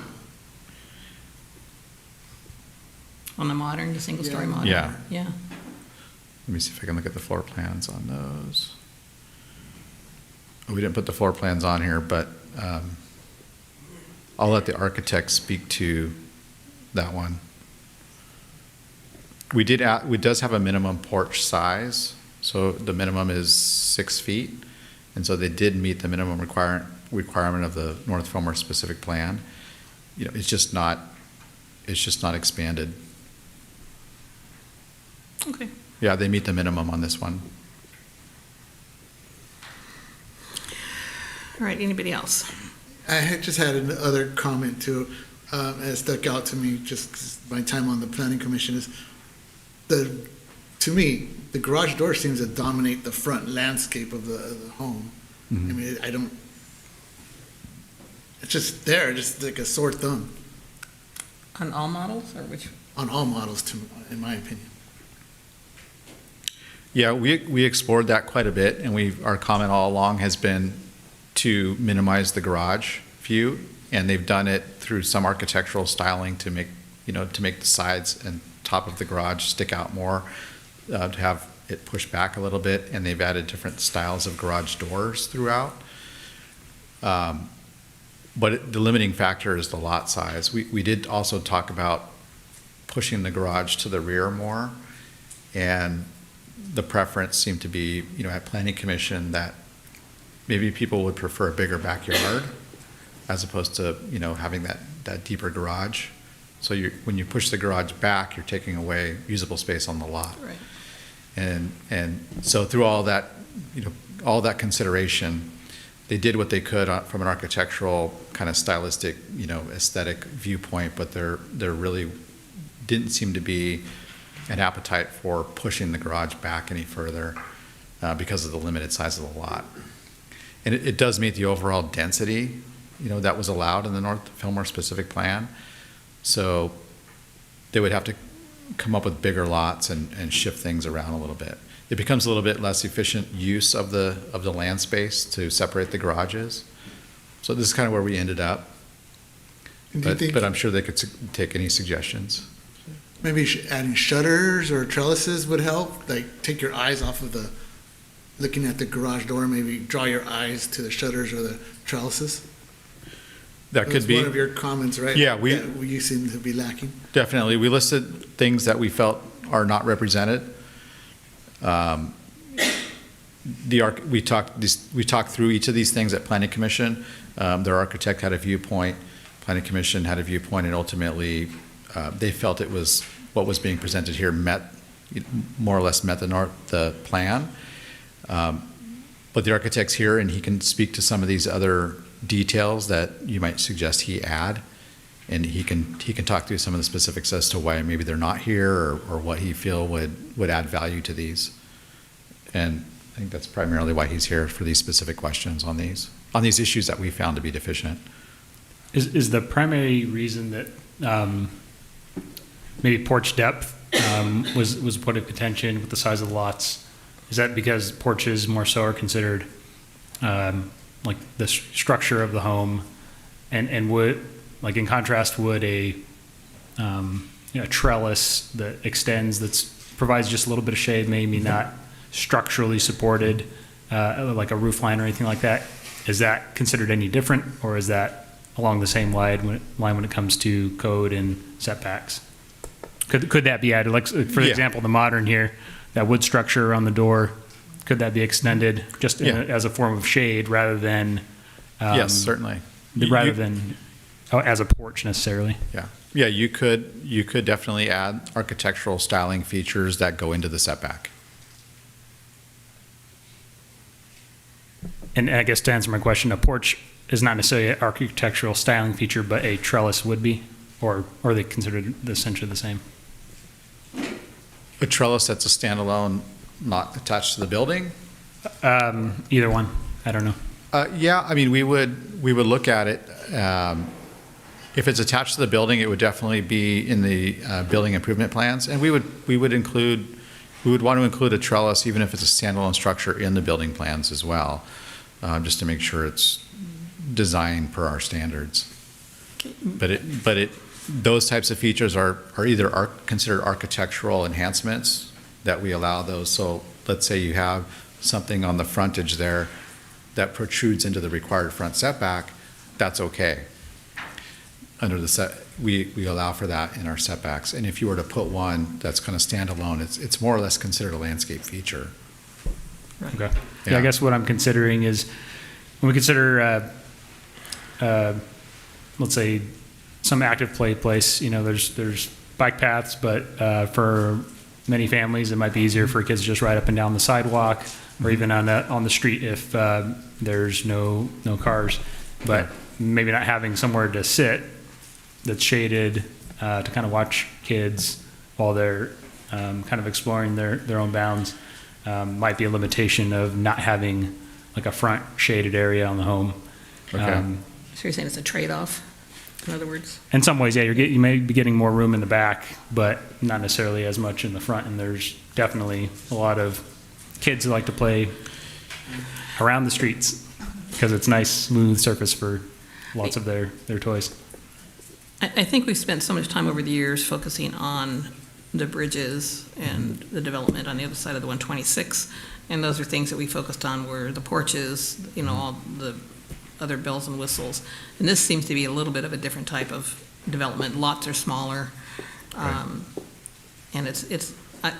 so from my perspective, I don't want to get into the weeds on changing architectural perspectives, and details like that. Okay. It's been through multiple reviews, unless there's somebody who's really insistent on it. But why don't let's do on it. Let's hear from, I'm going to open up the public hearing. We do have a speaker request too. Let's hear from them. Okay. And then we can come back. So, Mike Cantrell.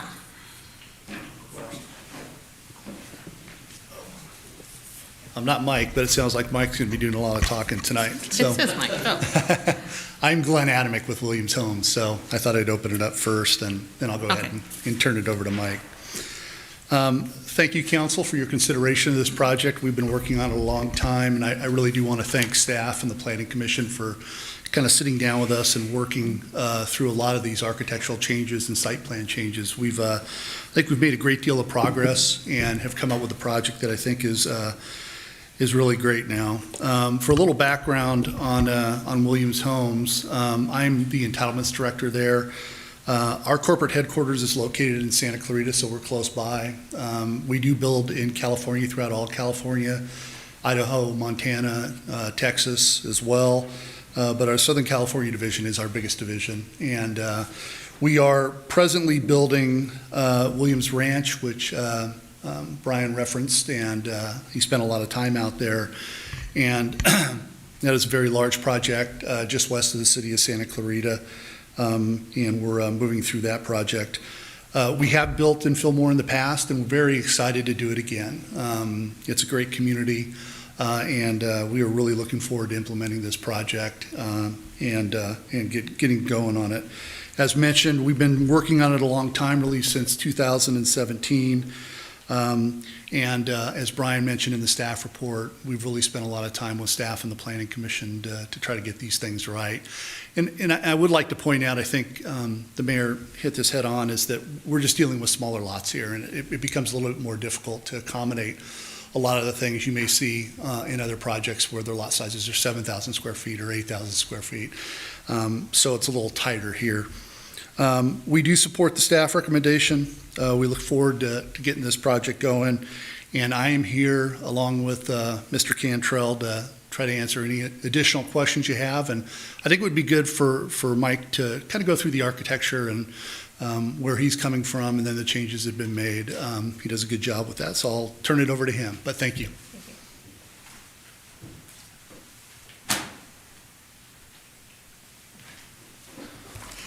Good evening. Yeah, I'm Mike Cantrell with WHA Architects. Happy to be here and answer any questions.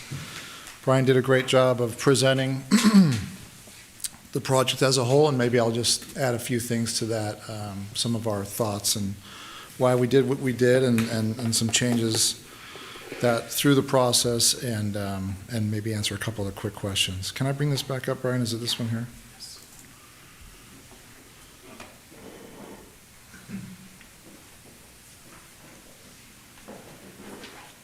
So maybe I'll just start with this. Oh, we don't have the footprints on here, do we? Okay, well, let me start big picture then. So we have, like I said, 6 floor plans overall, right? These all are smaller lot sizes. Not smaller, well, compared to what, right? Apples to apples. To Williams Ranch, they're smaller.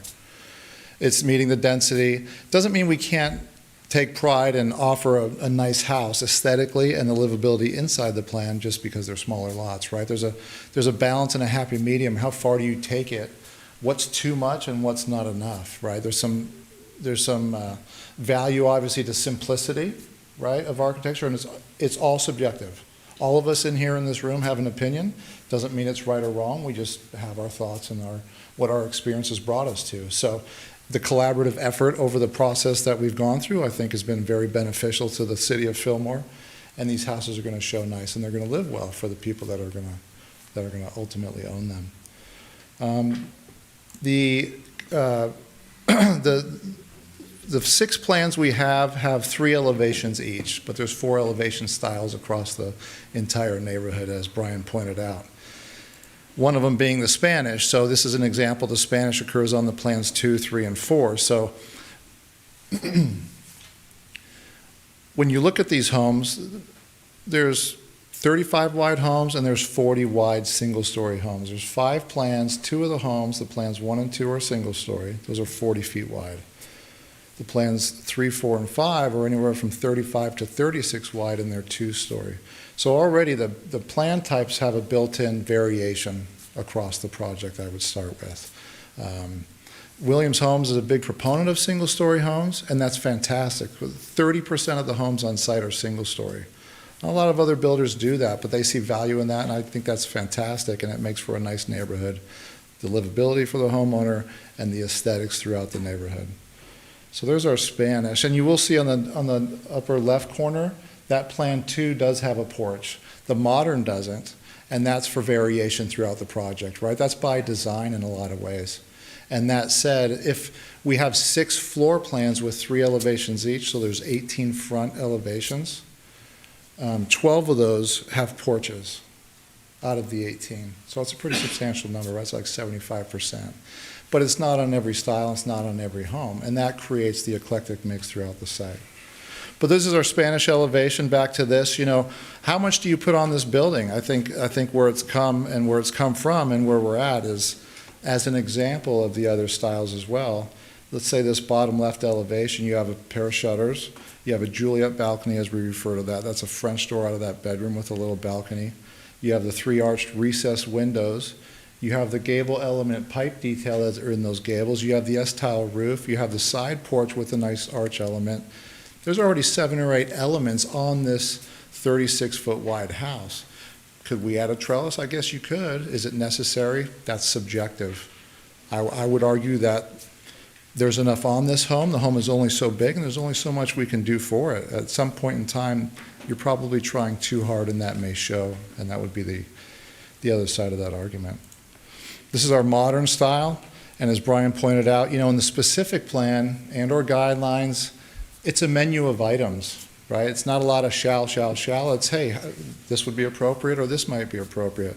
So we pick and choose what we feel is appropriate to create that style of home from those specific plans, whether it be this one or others. That's how we typically approach it. From the metal roofs to the stone to the natural wood, the monoslope roofs that we have on this upper right elevation, carrying that same idea on the plan 5 below. So subtle elements throughout, trying to create that character of elevation. Let me jump to another. So the Williams Ranch one, just to jump on this again. So this is, it's deceptive, right? This is about a 55-foot wide house, so it's 20 feet wider as a 2-story. But when you look at this holistically, it's the stone element at the garage, and it's a pair of shutters and some outlookers in the gable ends.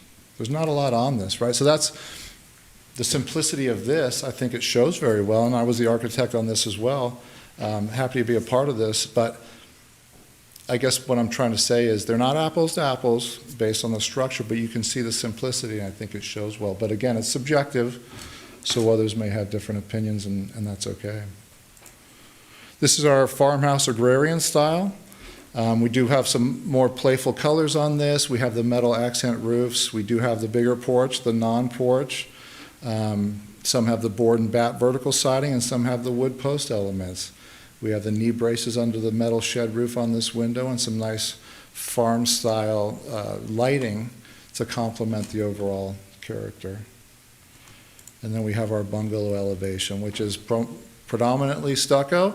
It does have board and bat in the gable ends. It has stone-based columns, different color schemes, different roof patterns, a lot of gables on this Plan 5, a lot of 3 out of the 4 roof elements. So again, variety as a neighborhood as a whole, and just trying to get an eclectic mix, picking and choosing to some extent what details are appropriate for that particular style, and then holistically across the 133 lots. That's maybe a little bit of addition to what Brian had said, and just happy to answer any questions that you might have. Okay, back to council for questions. I do have a few questions, but I guess maybe starting with the comments about trellises, just again, so I can kind of picture what we're talking about versus maybe what I'm talking about versus what you're talking about. Sure. I know there's certain features where it might just be something that sticks out from the house, you know, just to create that depth. I guess my question was more about the ability to have a place to sit that's partially maybe shaded, or even just like a stoop. The modern plan, I think, or modern elevations, kind of accentuate that the most, even though maybe Plan 4 has a porch, it's a side porch, so it's not necessarily in the front. Again, like all the things that you said about having the variety throughout the neighborhood, I didn't notice any of the plans, any options for owners, whereas maybe some of the other developments might have had options around town to add a wraparound porch, that kind of thing. Those were more built in, I think, to those specific plans, and that's why they got it that way. And I understand that's not necessarily part of the North Fillmore specific plan, but are there in this current plan options for the homeowners for any structure changes? That's a broad question, I guess I would answer directly, but we do have wraparound porches on most of the corners here. That is built into the plan. That's not necessarily an option. In regards to an optional trellis, I guess, if that's the way to say it you're talking about, I'm kind of going down that path, so I appreciate you understanding. Yeah. Because I hear it two ways. When I saw the recommendation, I was thinking in my mind that was a trellis element over the garage door. Typically, we don't offer, well, I shouldn't say we, speaking for the builder, but we don't really see a lot of trellis elements in the front by a porch, right? We don't typically do. If that was a standalone trellis element, it'd probably be in the rear yard more than anything. So when I hear trellis, I think like if you look at Plan 4 in the lower left corner here, that there might be a small projected trellis that runs the header of that garage door as a potential. Correct. So I'm hearing it two different ways, but. Yeah, and I think that's maybe what I had heard in my review of the planning meetings. More so was that discussion about how to make the garage appear further back, whereas you might actually have, if there's the ability to add the option for a buyer to, maybe extend the wooden feature there on Plan 1 and 2. Looks like maybe Plan 5 as well on this modern, which would maybe cast a little more shade. Again, I don't know necessarily whether that gives the architectural aesthetics that come with a modern home, but I know that also just allows the ability for somebody to say, okay, I like this lot, I like this layout, but maybe I don't have much options for sitting in the front. So that's just maybe a consideration to have an option to add something that wouldn't require changes to the setbacks. Got it. Yeah, just to add, this Plan 2 in the upper right here, we do have an additional 2 feet from that stone face to the garage door. As far as a trellis element, because you have the eave coming down there, the practicality of squeezing something in there is probably slim, to be honest with you. If it was to happen, I would think it would be more of a condition like the Plan 4 where it goes straight up 2-story on that wall, right? And that said, industry-wide, been doing this for 30 years. We did that quite a bit for a while. The wood elements just fail over time, right? That's why you probably see less of them. We are not in a high fire zone, but that's another reason sometimes the lumber goes away. You got to paint it, it twists, especially with that span. It's going to fail at some point in time, right? So it becomes a maintenance issue. Doesn't mean you can't do it. But I'm just telling you my experience as builders, not only Williams but others, that trend is dissipated quite a bit for more of the practical aspect reasoning of maintenance. And if the homeowner doesn't paint it and it chips and it twists and cracks because wood fails, right? The sun is just as bad as water damage, then it's an eyesore. That would just be a constructive response to that. Yeah, I guess my comment is the idea of, again, the porch or the trellis, if added, it's not an affecting of lot size, right? We're not, that's just something that's No, we're add to. Yeah, to Brian's point, we could put porches on every one of these. And it was discussed at the Planning Commission to potentially go to 10-foot depth. Again, that's a subjective thing, right? The specific plans calls for 6 feet, right or wrong. That does give you, that's a healthy dimension that we see as a typical. 5 feet skinny, 6 feet's enough to sit and put a couple chairs. 10 feet, some may say it's excessive. There was a planning commissioner that said he has a 10-foot porch and he would rather have that additional 4 feet in the rear yard because once the porch comes further, it does reduce that rear yard usability, right? So it's a balance. There's no right or wrong answer. And I will say we do have 10-foot porches on here. We have some without a porch, and we have majority probably 6 feet. So that adheres and markets to more buyers probably overall than just pigeonholing, here's the one solution, right? Because some may like it or not like it. The Plan 1 doesn't have a porch. The Plan 2, 3, 4, and 5 do. So there's progression. Maybe some don't want that. Maybe it's a better price point for the one, and it gives them a reason to move up to a 2, 3, or 4, or 5, right? So there's a lot of pieces in play so it's not a black and white answer, but subjective, right? Yeah. Yeah. Okay, anything else? Okay. No, I just had a question. Brian mentioned that California room in the back. Do those, or is that an option maybe, or does it come standard for maybe lighting or pre-wired for a fan under there? Yeah, so it's a standard across, along Sespe Creek, right? We're gonna have the outdoor room. Yes, there'll be, typically, there's lighting that's required and whatever outlets that the builder would provide for, like you said, someone had mentioned, putting a TV up or that kind of thing, right? A ceiling fan would probably be an option, I would think, yeah. Typically, that's what happens. And likewise, I saw that on the front porches, you were requiring the hooks in case somebody wants to put up a swing, which is something that. That did come up, yes. The Yeah. blocking and the ceiling to Yeah, allow what- for the hooks for a potential Somewhere in our report. porch swing, So that is a yes. go, yeah. Yeah, I believe Williams has agreed to do that, at least. That's meeting in the middle to providing a. Okay.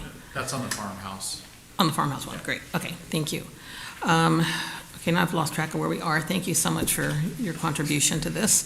Sure. And so this is a public hearing, and was there anybody else from the public that wanted to comment on this?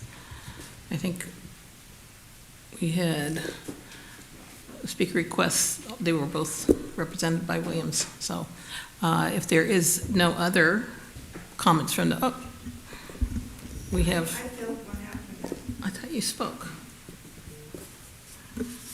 I'm sorry, Lynn, come on up.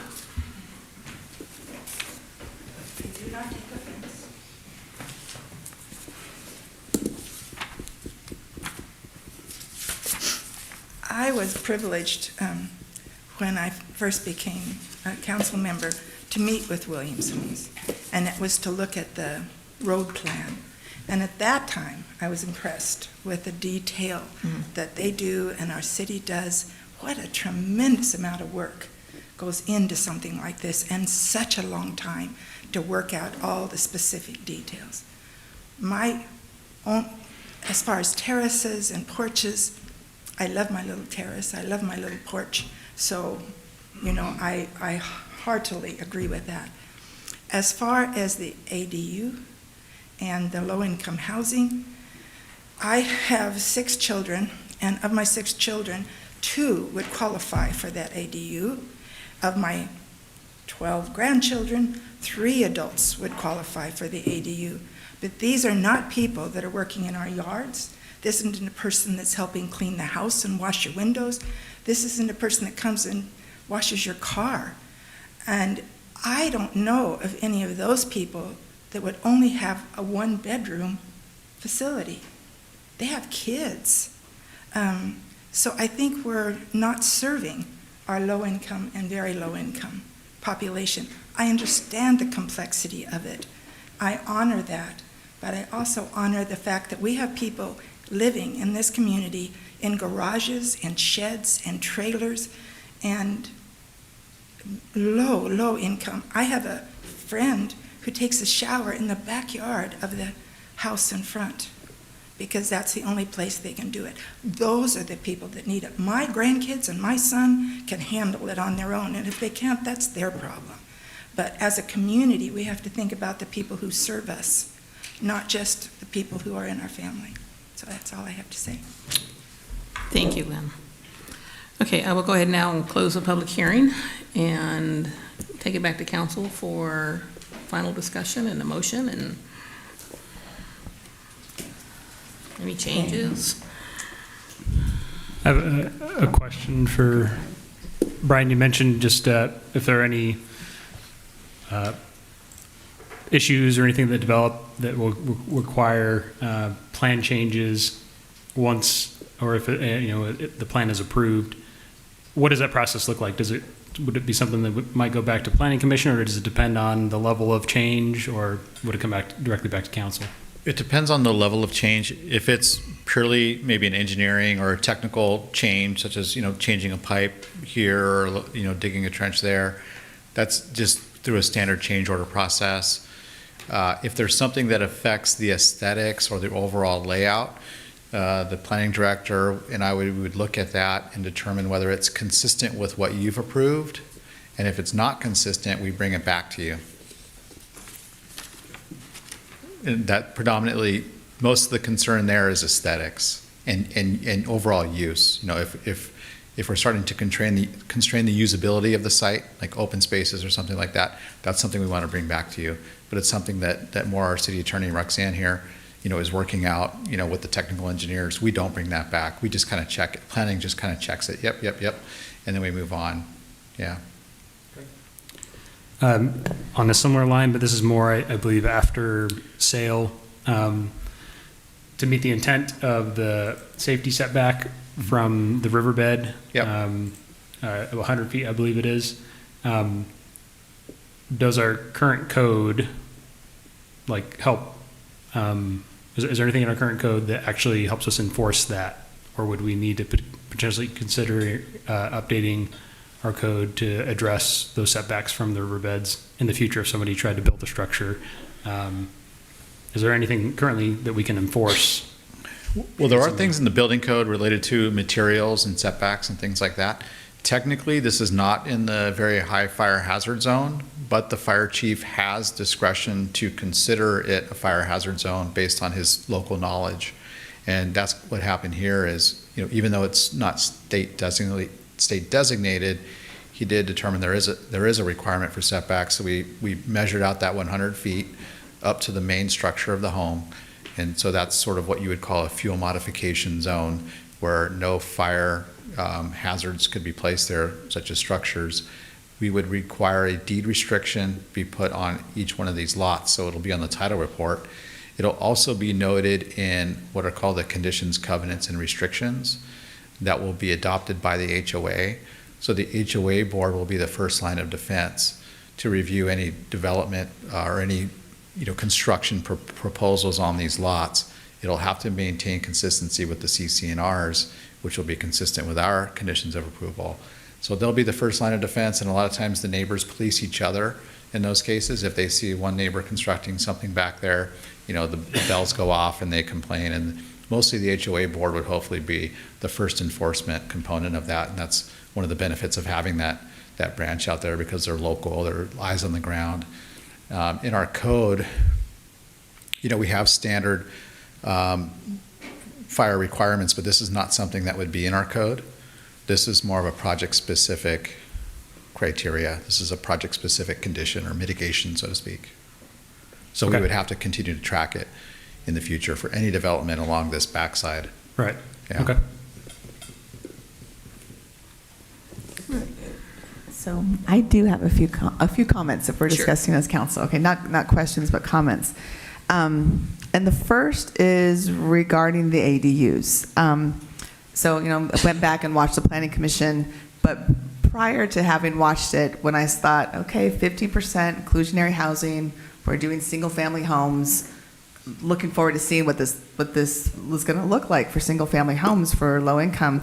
And just seeing the ADUs, all 20 of them being one bedroom, above garage, it didn't sit well with me. It's not a best practice, I think, to have, for inclusionary housing zoning, to have, to have only the one bedroom ADUs.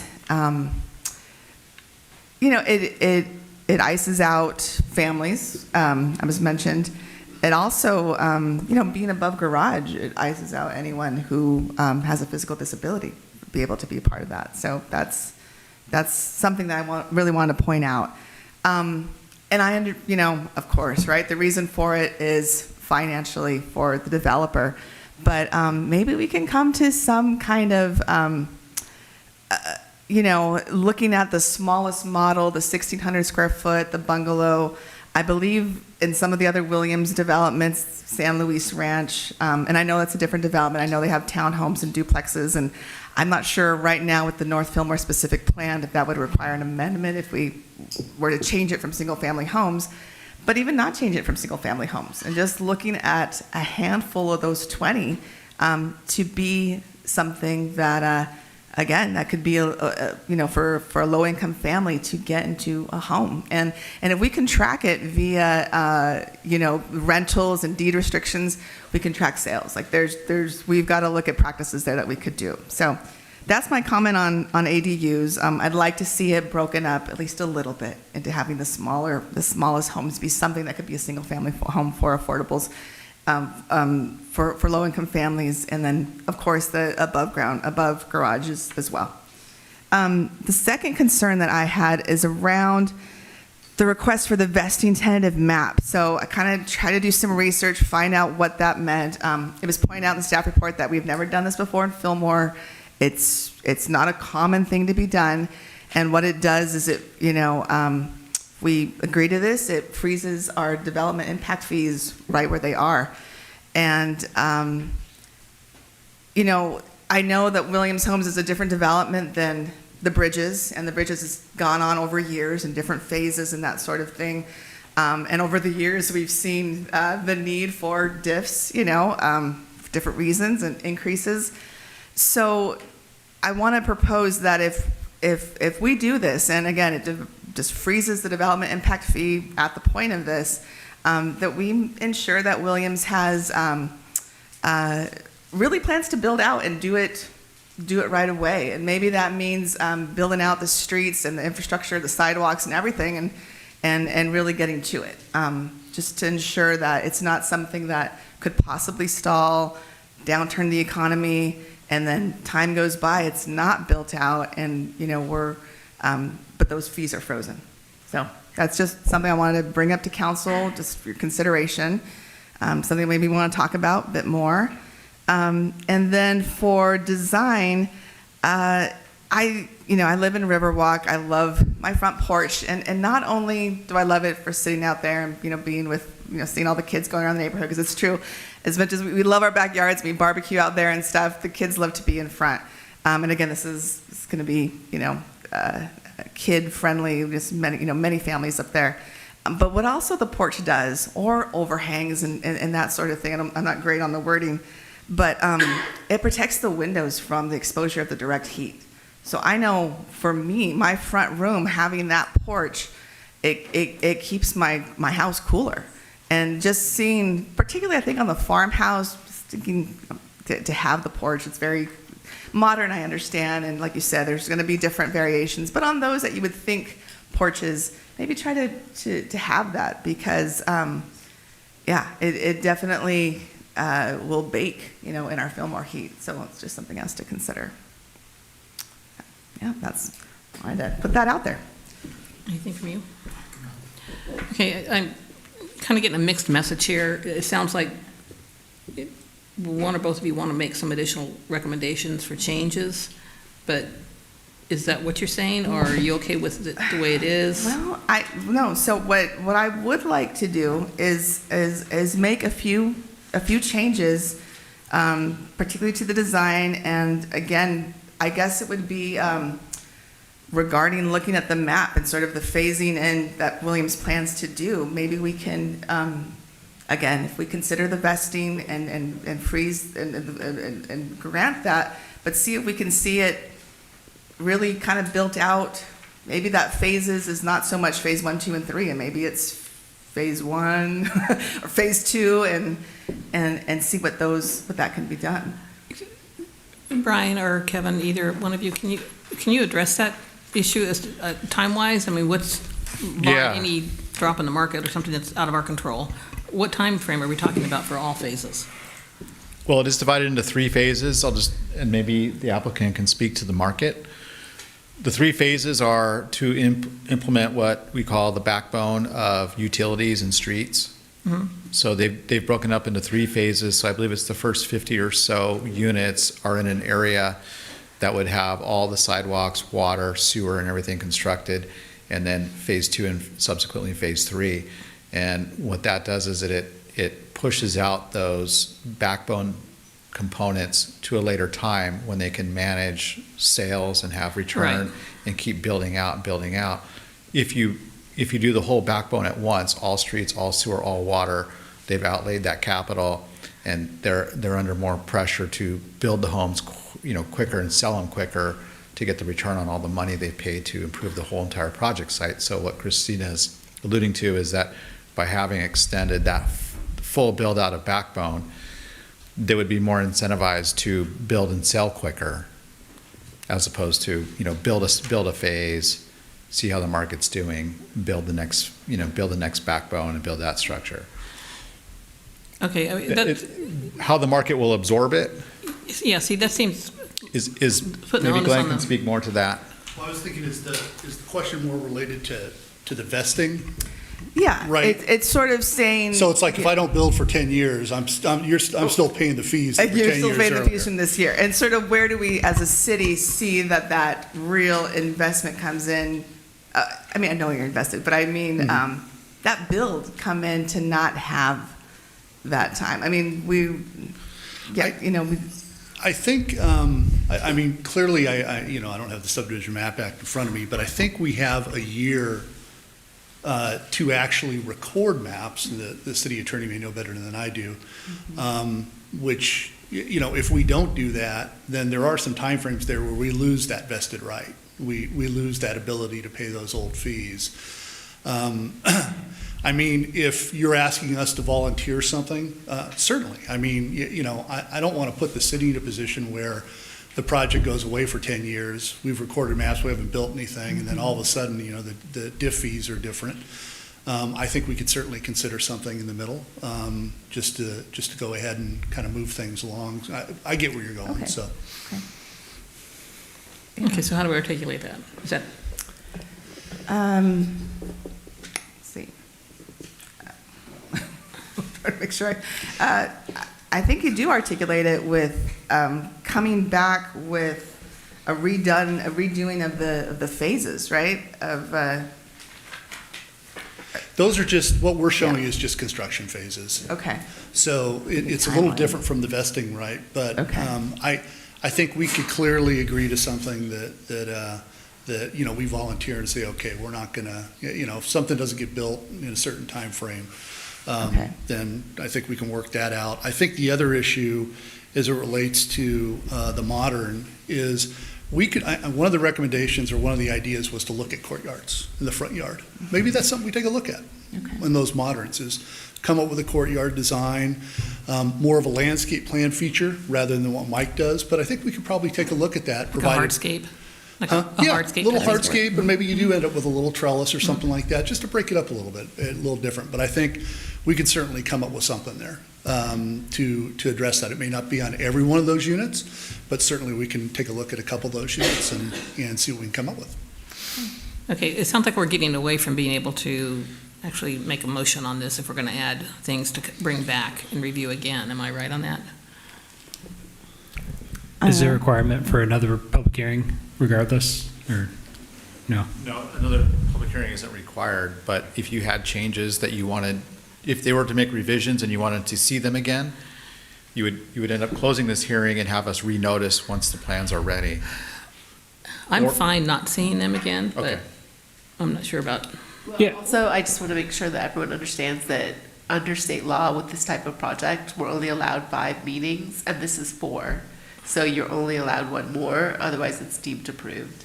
So, just in case, you probably want to see it. Allowed 5 meetings, including planning? Yes. Okay. So Right, this is 4, I This is believe. the 4th one, right, okay. So we didn't meet 4 times on. No. This is the first time to council. Right, so, yeah, go ahead, Brian. Well, it's a little bit of an anecdote on your fees. The diffs are paid at the time of building permit, so when they'll come in with a batch of lots that they want a building permit on, and that's when they pay those diffs. So they are paid over time, but they are locked in at today's money. So if there was incentive to pull those building permits quicker, at least they're staying closer to today's dollar value versus, we're losing the cost index increases over time. So that's why the backbone is sort of an organic way of getting there. Okay. But he can speak to maybe what the market's going to do. What if I agree to a condition that locks my fees in for 2 years and we call it a day? Then we're good. To address more of the front lack of porch on maybe some of them, I think it would be interesting to see maybe the landscaping specifically set out to be able to allow for a buildup of like either a pergola or something, something that the owner maybe themselves can do, but at least a seating area where you can even throw up a table with an umbrella, something like that. And I'm happy, again, if there's a condition that's added related to adding an outdoor component like that on the modern, that we would certainly do that and submit those to staff for review and approval. Yeah, it seems I mean, correct me if I'm wrong, but that seems like that'd be a much quicker way to a solution than architectural changes. Yes, I agree. One more thing, and I also want to add what he just said, the 2-year diff fee. I think we should do it. Well, can we clarify on that? Were you saying you would pay all the diff for all the lots? No, I'm saying we would have a lock period on that fee for 2 years. Only 2 years, and then it would go up to Then it would, whatever the current diff, rate. if it changes at building permit, then Okay. it goes. Remember, we're not going to be building homes tomorrow, so it does take time to grade the site and do all that stuff, so. So my recommendation then is to come back for a final meeting, incorporating the comments that we're talking about in our next staff report or in our next resolution for this, our decision, our recommendations, along with mentioning the style designs that we would like the hardscape in the courtyard. That's Are those all the changes? If anyone has any changes they want to see, please raise it now so that they can address it. I'm good. Okay. I think the only other maybe potential change that I was wondering about is the seat wall that's at the end of one of the cul-de-sacs. I know maybe I'm still young at heart. I can't ride a skateboard anymore, but like that would be an ideal spot for a younger me to try to skateboard. I know there are potentially like some devices that can be placed on those walls to discourage that. We have a skate park now. We didn't when I was a kid, so maybe there's a little less incentive these days. But I think especially in an area that's HOA managed and comes out of only that neighborhood's pockets, but is publicly accessible, it would probably be a good thing to look at because that's an easy way for some of that stuff to kind of get beat up kind of quickly and not stay as inviting as it ought to be. Sure, we can add that as a condition of approval. I think that paver cobble look there too doesn't feel good under skateboard wheels. So right. Maybe that will prevent them from doing their coping grinding or whatever you call it. And I have one more addition, as Tiffany said, and it's going back to the ADU, issue in the affordable housing. I would like to propose that it changes that 25% of these units, which is 4, it would be 4, that we utilize the 4 of them of single-family homes, that the 1,600 square foot smallest Plan 1 become low-income, single-family homes in Creekside.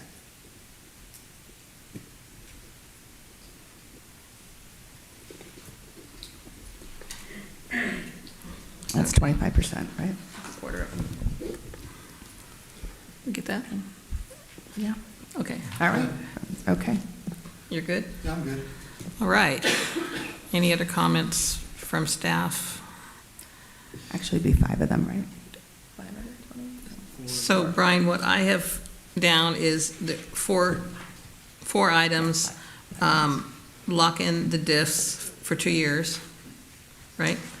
Add something to what could potentially be a skateboard bench instead of a bench.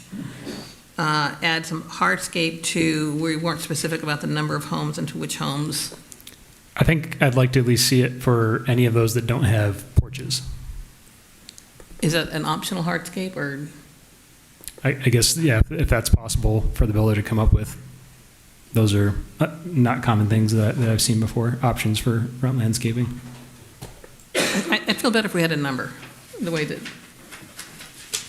6 of the 18 that don't have porches? That's kind of vague, but. 6?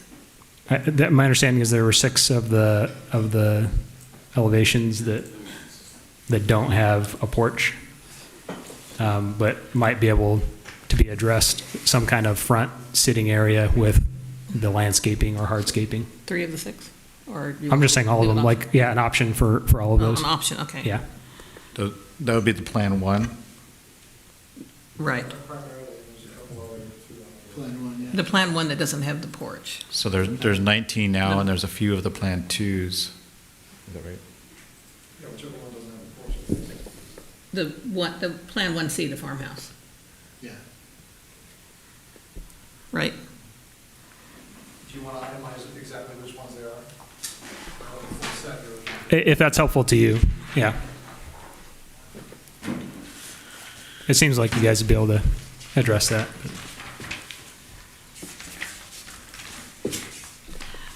Right, so it'd be all the Plan 1s, A, B, or B, C, and D.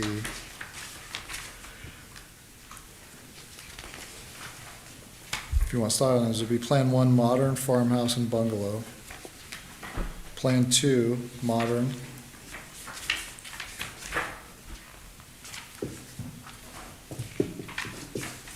All porches on 3, so nothing on 3. 4 has all porches. So Plan 5 would be the farmhouse and/or the modern. Is that 6? 6 altogether? Yeah, and the remaining balance of the fronts have porches. Right. Okay. And to clarify, that as a buyer option, if that's something you guys can do. Yeah, that's more of a Yeah. landscape architect. Right. But yes, typically that's what happens. They would Yep. be able to option that front quarter. Right. 'Cause some people might not want it, like we've talked about. So, Sure, yeah, more variety. but to have that option, I think is good. Okay. I would like to indicate, though, that we would have a lot of concern with 4 units being very low or low, standalone units. It's very difficult for us to do. So if there is another alternative or something else there. Well, to address that, I think one way of looking at this, the other side of the coin is,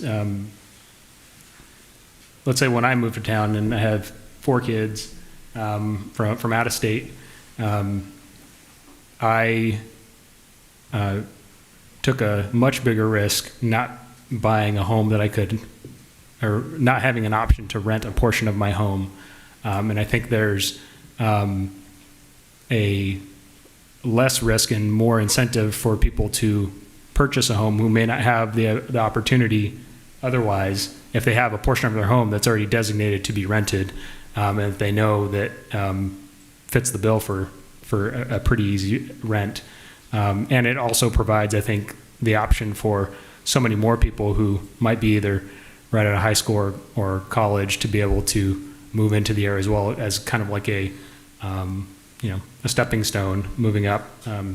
I would have never even considered being able to rent something in Fillmore if I had the option to, back when I was in my late teens, early 20s, or anything like that. But this does, again, I think, provide that option, and I think it's an avenue. And we do have plenty of other proposed developments that I think maybe more address the family size, or the size of the dwelling coming up. It may not be part of this plan, but I do think it definitely, and we have that variety, I think, in town coming up, at least that we know about. So I don't think that there should be any change to the affordability aspect of this. And I think there's a really, I actually really like the idea of the attached ADU, because it creates that a little bit of extra capability for a buyer to enter the market that may not otherwise have that option. Yeah, no, I understand absolutely all the sides. I think we may need to look at our inclusionary housing ordinance a bit more. And the reason is let's look at the language, because, there, and maybe this is on me that I don't have that on with me at the moment, but I think when we say something, 15%, and have it be reflective of the development that's taking place, I think it might be around fair housing issues around, well, here we have a development of 133 3-bedroom, 4-bedroom, 5-bedroom, different square foot, but again, that 15% where we're doing affordable housing is a 1-bedroom or efficiency apartment. I think there just might be some concerns there, and I think if we offer up that just a small handful would be a multi or something for families, right, beyond just a 1-bedroom, that you would avoid those fair housing issues that might that just might arise when it comes to inclusionary housing policies. And I don't have, again, this is just a kind of throwing it out there. I don't have it in front of me to see what we dictate and what we don't, but maybe we just can have staff go back and we can look a little closer at that and see, make sure that we're in line. So, yeah. And you said if you can't do 4, what would you do? What would you feel comfortable doing? Since we're coming back, I'd have to take a look at it, see what would be an option if there is an option there. I mean, it's a considerable cost. You're building a house, you know, that is going to cost way more than you can ultimately sell it for. And that's the difficulty. And I think overall what we're trying to do with the project is we want to build attainable housing. And I think that's the nice thing about the ADU is the ADU, you know, it does provide an opportunity to rent to somebody with low or very low income. But building a whole house, I mean, you're taking a considerable loss on each of those. So I'm happy to kind of sit down with staff and take a look at what options there are there. But from a builder standpoint, I'd way rather pay a fee. Just say, hey, here's some dough. Go right. Do it. Yeah. We know developers want to, and the in lieu would be a lot easier, of course, on you. But for us as a community, it's just we don't have any infrastructure where we would take that money and build our own Fillmore housing. It's a tough thing, and that's how we are as a community. We're not that bigger town. We don't have that system set up to be able to do that. And you're a single family home builder. So it's tough. We got the policy, but we don't take the in lieu fee. So just trying to see if we can come up with, you know. Well, it sounds like we're coming back, so we'll sit down with staff and figure out if we've got something that perhaps works. Right. Prior to our next meeting, once you do have dialogue with our staff, if staff could at least let us know what the conclusion is as far as numbers on the ADUs, if that's doable, and if it's not, I mean, I personally am good with it staying the way that it is, and dealing with the ADUs on the second floor in the Plan 6, and, you know, watching for other ADU opportunities and other low-income housing coming down the pike. So I need a motion, though. Oh, we don't need a motion.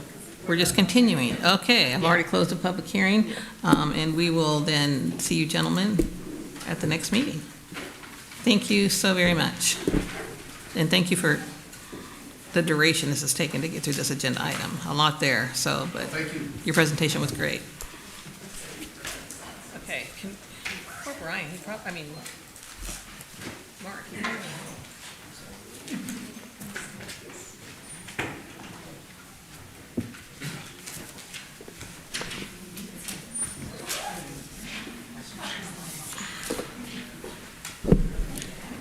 okay.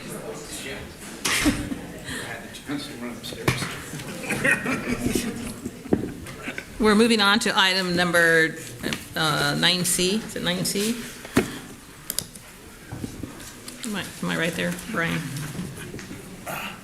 Yes. Again, this is the public hearing also, consideration of interim urgency ordinance extending for 10 months and 15 days the city's moratorium on the establishment or expansion of medical marijuana dispensaries or facilities and mobile medical marijuana dispensaries within city limits. I thought we put this to bed years ago. Yeah, you're correct, Mayor. This item is addressing an issue that happened years ago. The city adopted laws that prohibited retail sales, delivery, stores, all types of marijuana manufacturing within the city. Since that time, the state has adopted Senate Bill 1186 that prohibits cities from doing what we did, or prohibits cities from enforcing those restrictions that your body enacted years ago. And so we're left with grappling with this state Senate bill. And in the meantime, we've proposed this emergency moratorium on medical marijuana facilities and deliveries until such time that the staff could develop more and look at its zoning code regulations and come up with regulations that we can enforce under state law, but also strive to, maintain the spirit of what was adopted years ago. Unfortunately, it's another case where, the state has enacted something that's sort of usurping local authority. And so that's why we're here. And this ordinance would put a stay on that state's requirement until we've adopted an ordinance of our own. And the staff, or your city council, adopted an emergency moratorium back in December. This is the next step, which is to extend the moratorium for 10 months and 15 days while staff goes through our ordinance, investigates what other cities are doing, and comes up with restrictions that are geared toward health and safety components, and look at zoning throughout the city for places where we would allow medical marijuana to perhaps be stored, and then those deliveries could occur from that storage facility. But I think in the meantime, deliveries could come from outside, so long as those deliveries are meeting a medical need, and there are certain criteria for determining whether it meets that medical need, and it's a bona fide delivery operation. So that's where we're at, and over the next 10 months, we'll be developing that code and coming back and presenting it to you. Yeah. Okay, thank you. Before I open up the public hearing, are there any technical questions for staff from council? No?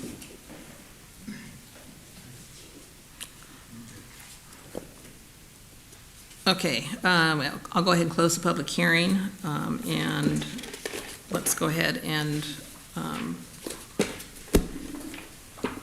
anybody have a motion ready to discuss? Should be simple. Okay. Is the recommendation all those 4 items? Okay. All right. I move to accept the staff recommendation to take the following actions: receive the staff report and conduct the public hearing, waive the full reading, and adopt by 4/5 vote interim emergency ordinance 24-961 at attachment 1 for the extension of 10 months, 15 days, the temporary moratorium prohibiting medical marijuana facilities and mobile medical marijuana dispensaries within city limits. I second. Sorry, there's 2 more items on there, but Okay. I'll second. I'll hold that.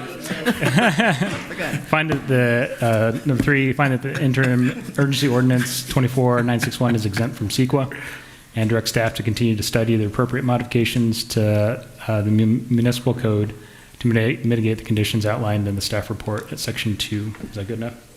Okay. I second.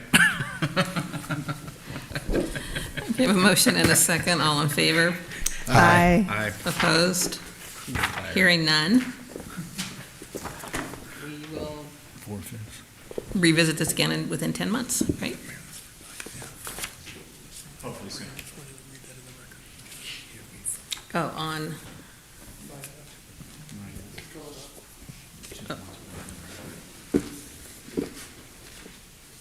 Okay. Okay, so moving on to 9D.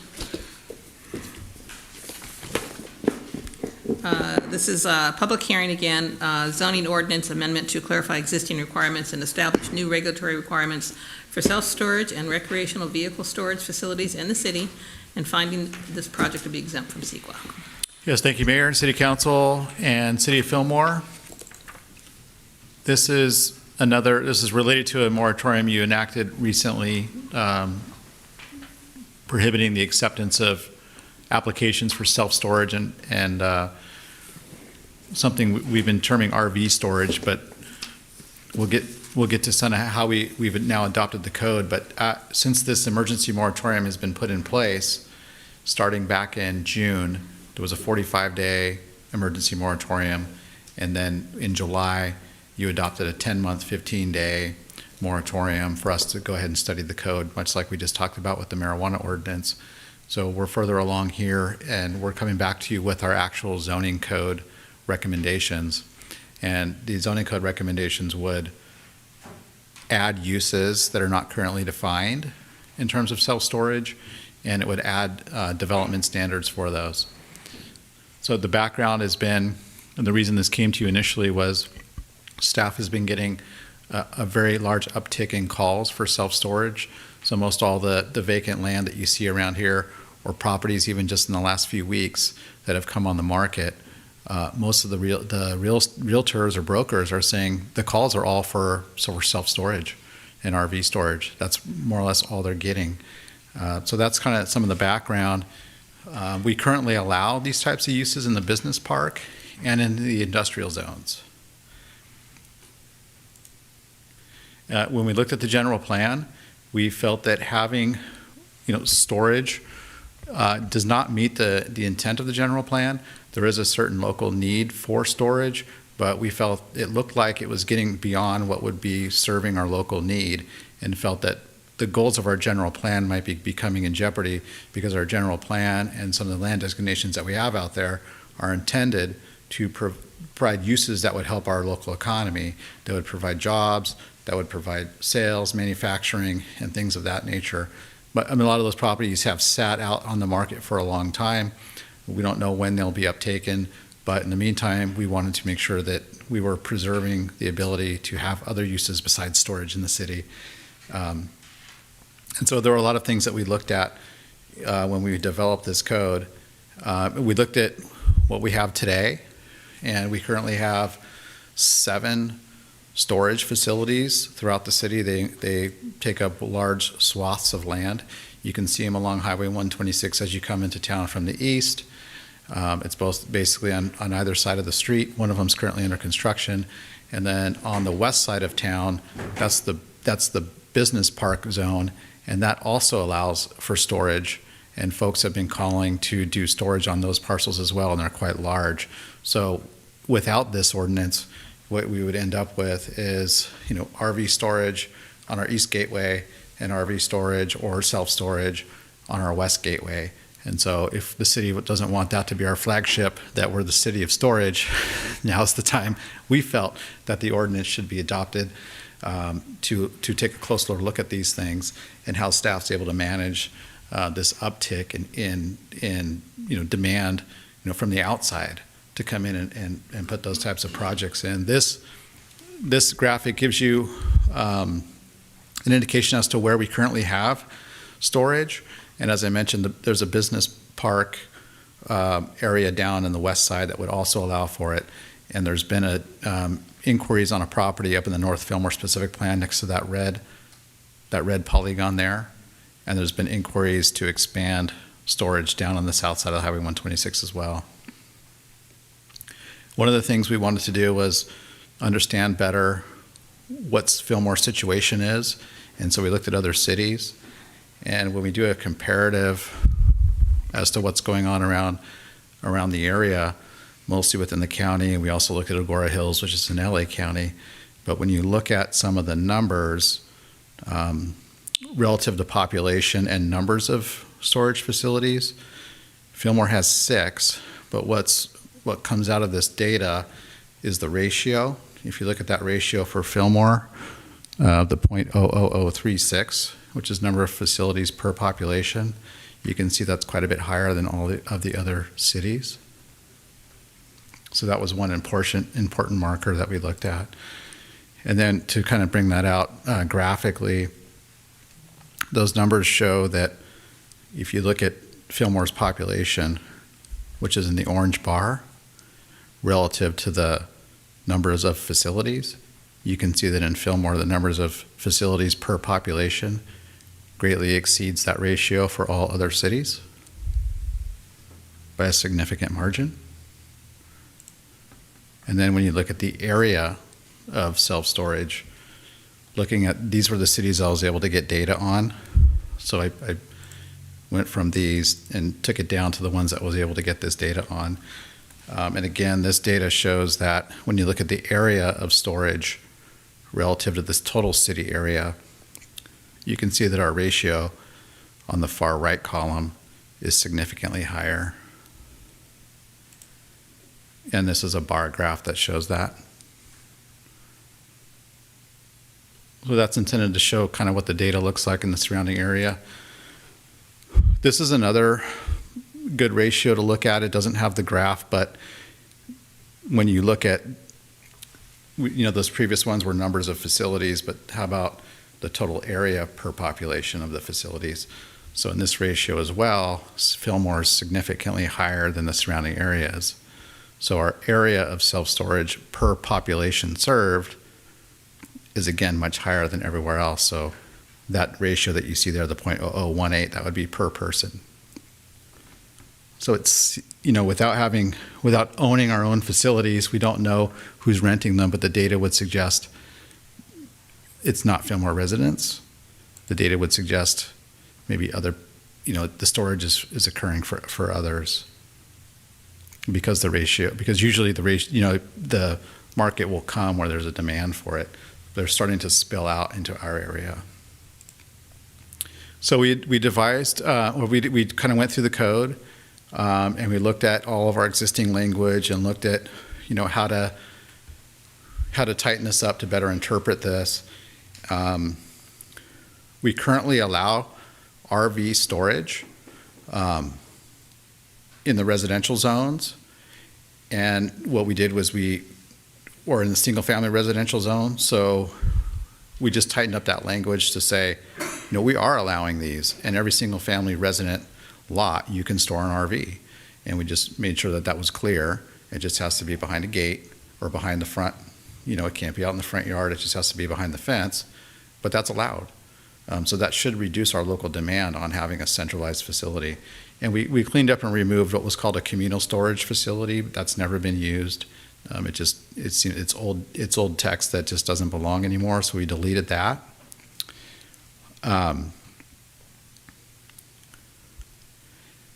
We have a definition for self-storage in our code.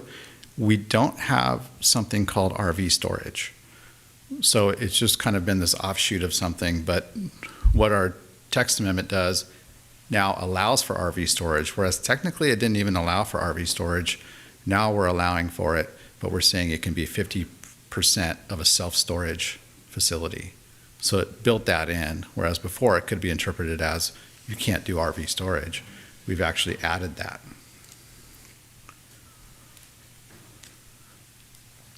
The proposed ordinance would it still allows storage in the MPD zone, you would get a conditional use permit as opposed to just a development permit.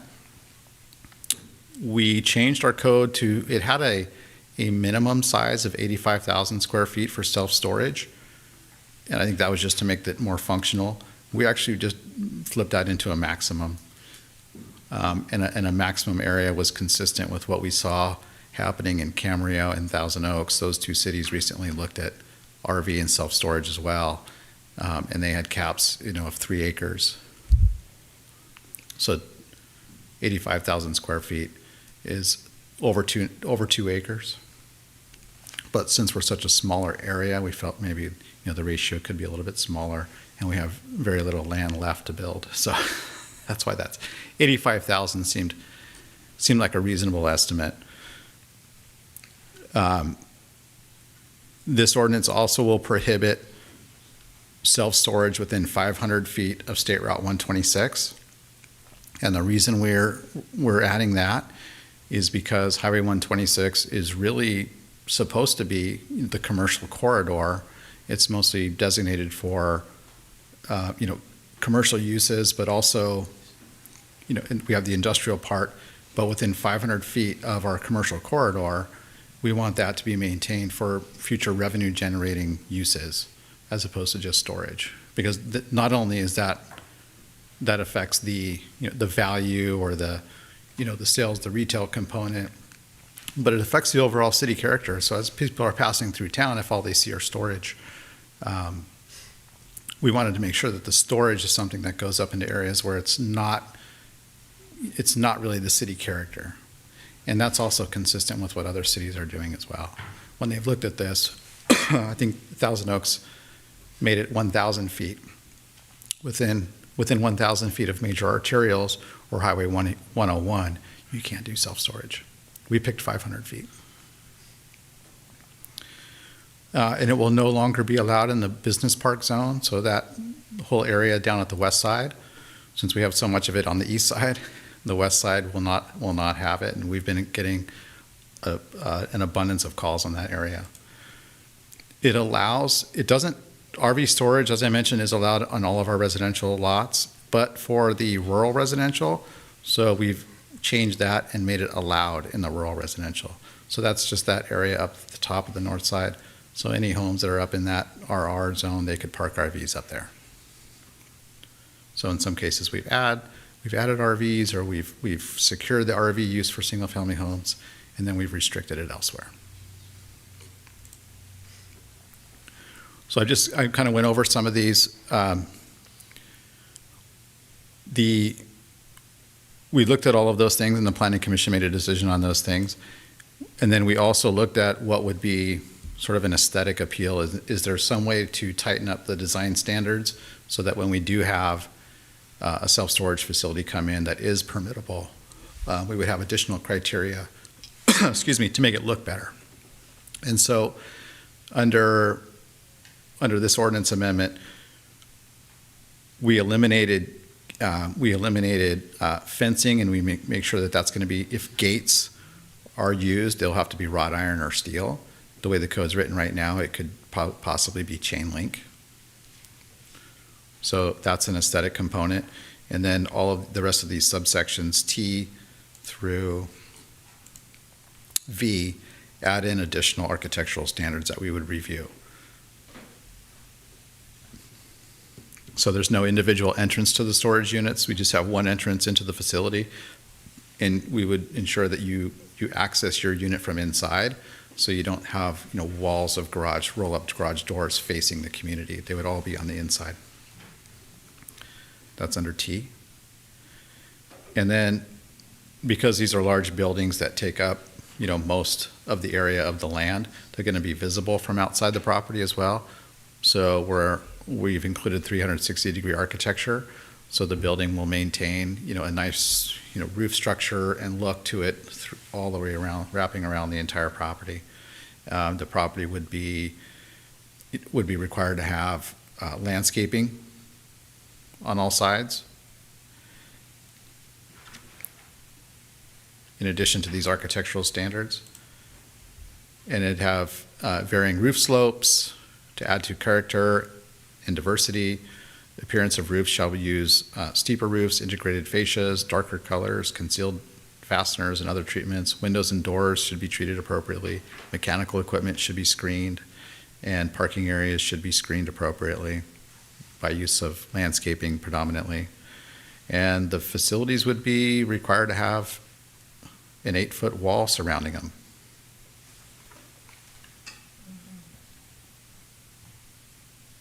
And that's in the text. So there would be an 8-foot block decorative slump stone wall surrounding each of these facilities. It has no impact on the city budget to adopt this ordinance amendment. It does meet the city council goal of smart growth to develop and implement strategies that effectively address growth and sustainability and livability within our dynamic community. It's exempt from CEQA. There is no foreseeable environmental consequence to adopting the ordinance. Staff's recommendation is to receive the staff report and conduct a public hearing, discuss the proposed ordinance and potential additional language to elevate the facades of self-storage and recreational vehicle storage, and approve the first reading of ordinance 24-956, amending the Fillmore Municipal Code to clarify existing regulatory requirements and adding new regulations for self-storage and recreational vehicle storage within the city limits, and a finding of exemption from CEQA. Now I'm here to answer any questions. Thank you. Okay, before opening the public hearing, from city council members, do you have any technical questions for our staff?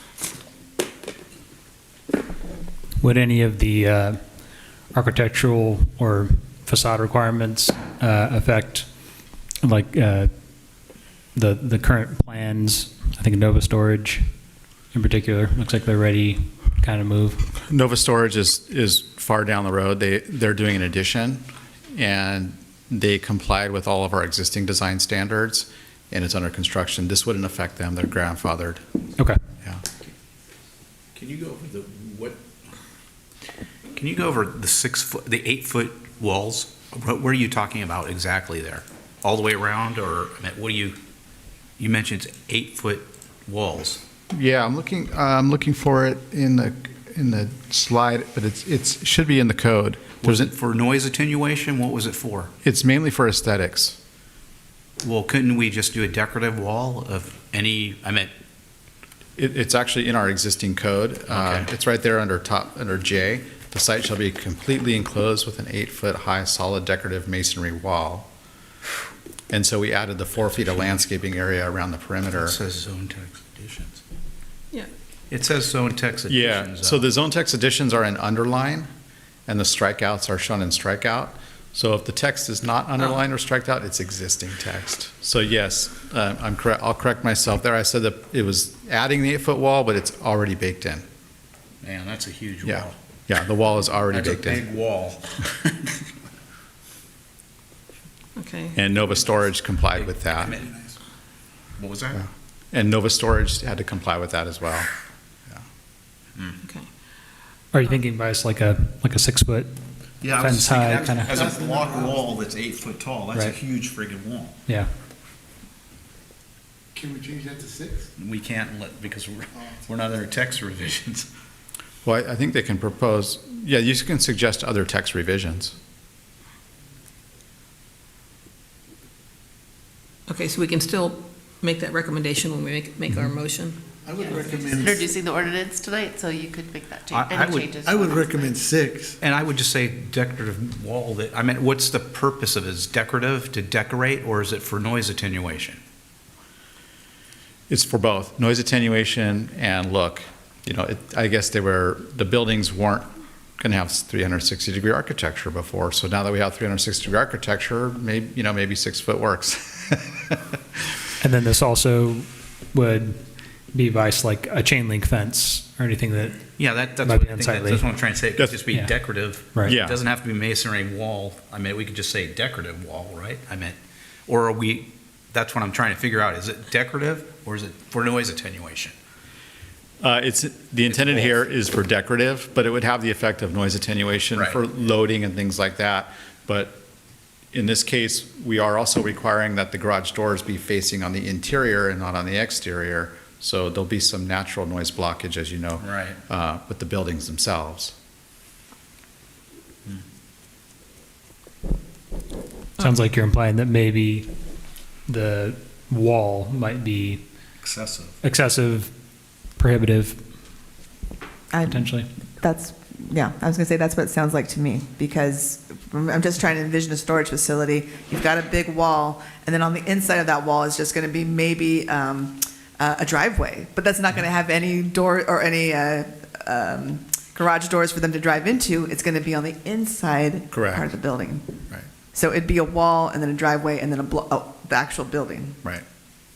Yeah, I could see that being too much, especially with the 360 architecture on the building now, and the inside of the driveway. Yeah. And we've added a 4-foot landscape area on the outside perimeter. So it breaks up the wall massing. Okay, we're talking about the buildings with the garage doors on them inside. Well, most storage units don't do that. I mean, most of the storage you just pull in, park. I can think of several that I know that are interior. There are, and if we're talking RV storage, most of them are not. And the ones that are very much on the pricey side.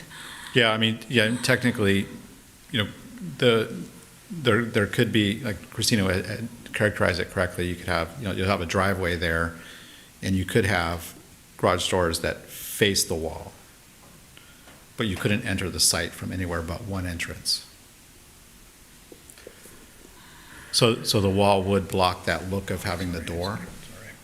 The wall would If there's a door facing out, and they were accessing it from like the perimeter between the wall and the storage unit, you could have a garage door that's facing outward, but it has to be accessed within interior to the wall, is what that's saying. Okay, I mean, Yeah. in Fillmore, do we have any storage units that are enclosed for RVs? I don't think we do. No, Yeah. This is also, I think, considering just like a small storage unit for household goods, that kind of stuff, yeah. Okay. All right. So any other questions then for staff before we? I guess one thing that might have just been in the report itself, not our ordinance, was have other cities in fact actually banned, or has it just made it so prohibitive that storage is untenable? Yeah, they haven't adopted an outright ban, but they have restricted them significantly. Okay. Yeah. I mean, a ban, effectively a ban when you talk about the 1,000-foot Right. ban, and Right. ours would be a 500-foot within that corridor, but not a citywide ban. Okay. Are there any other considerations that could take advantage of the idea that excess or overflow storage needs are flowing into Fillmore from out of town? I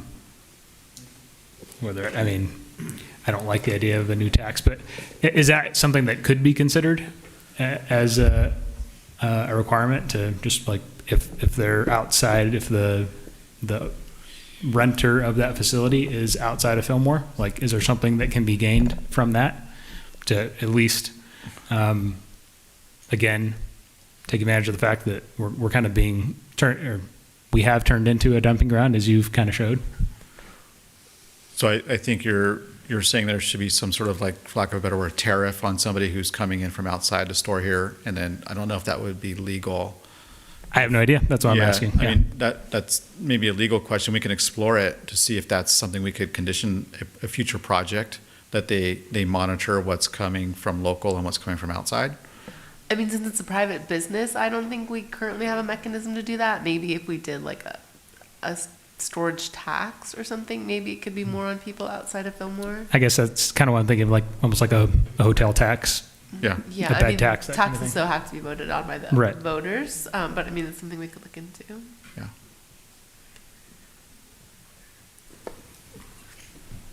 Okay, anything else? Oh, go ahead. I guess how much time do we have remaining on the moratorium that was? Not a lot, because this has to go through 2 readings, and then there's a 30-day period before it takes effect. The deadline for this is in May, so there's a little bit of time, maybe a month. I'd have to crunch the numbers exactly. Okay. But there are 2 hearings required for this, plus a 30-day. Is it One hearing. Oh, there's a 1 hearing? Okay. Yeah, 1 hearing and then second reading. And then a second reading. Consent, but I mean, and we might be able to extend the moratorium if we needed to, but we'd have to look into that. Okay. Is that something that you want to do, and just to look into the tax issue, or what? I guess, yeah, just to explore that option.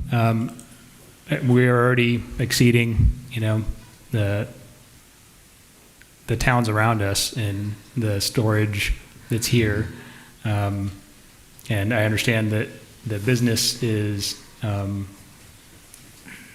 aspect of it, but I mean, we are an easy target the way I see it right now. Just open lots that haven't been developed yet. We're a slow developing city.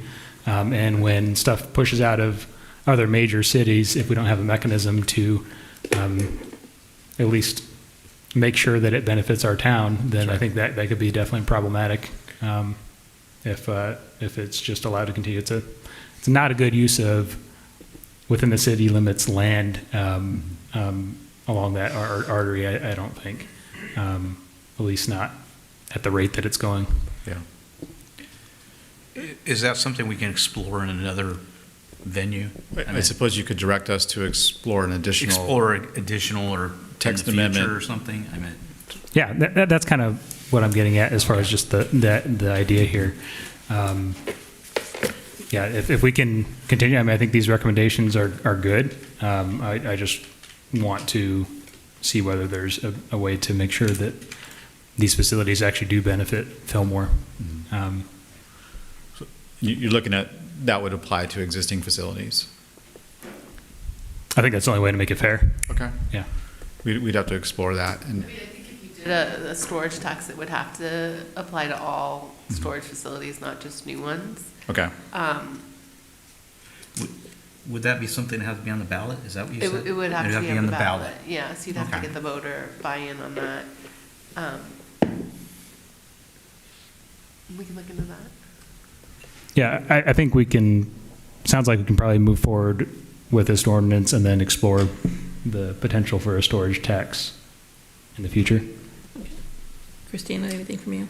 Yeah, no, I think we tighten it up with the current ordinance and the recommendations that are made, give or take whatever we decide on the wall. So I like moving forward with this, and sure, you can always explore what Okay. that would mean.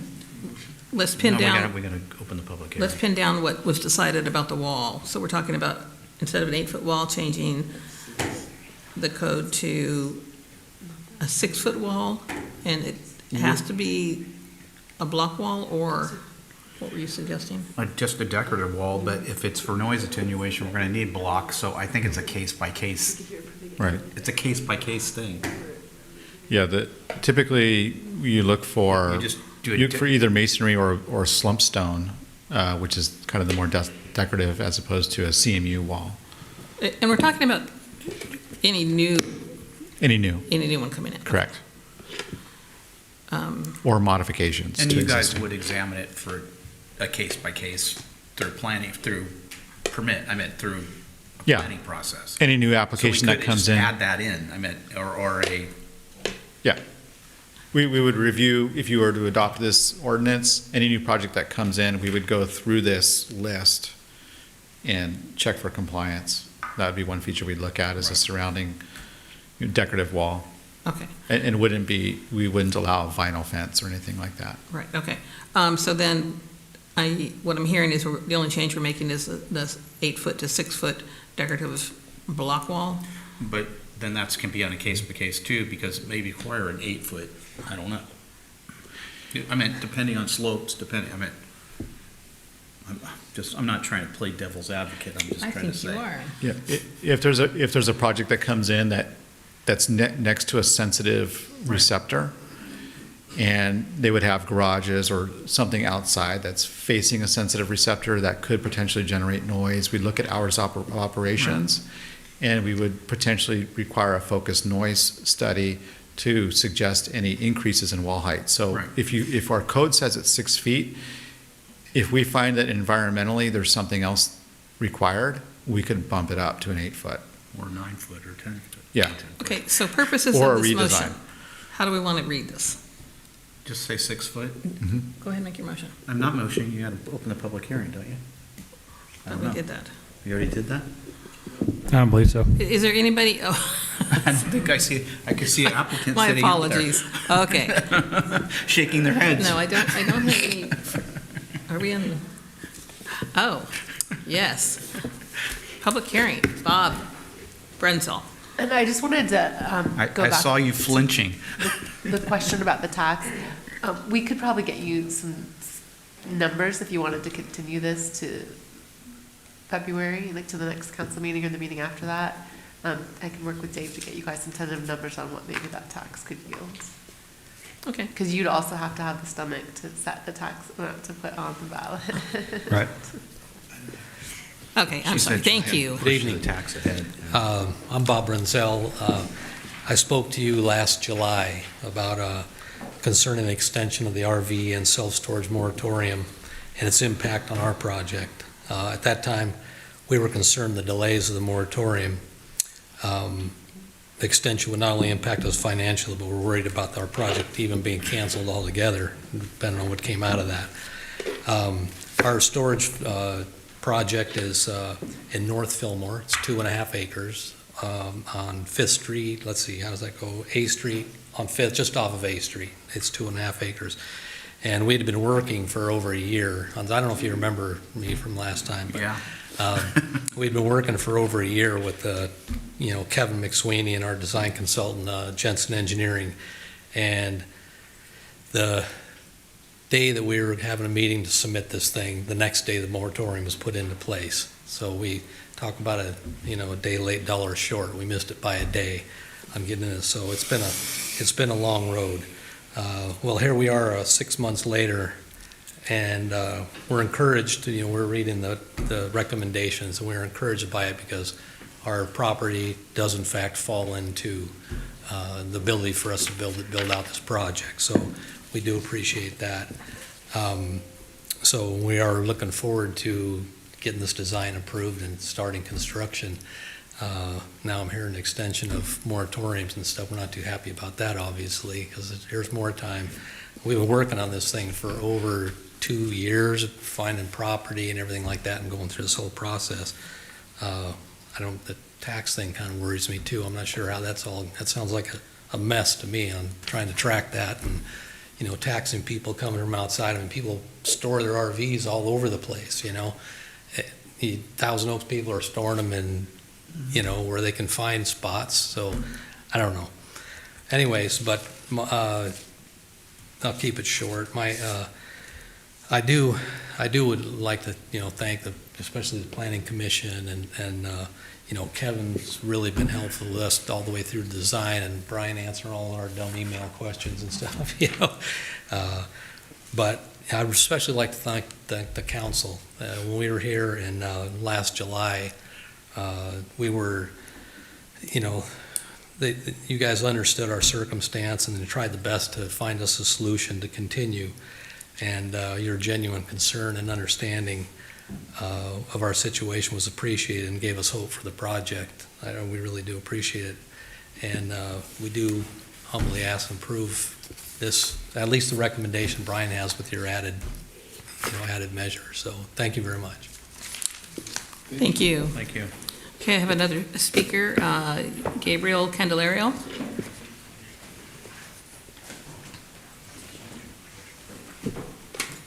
Hey, thank you. Just going back to the wall, I was just wondering if it was for decorative.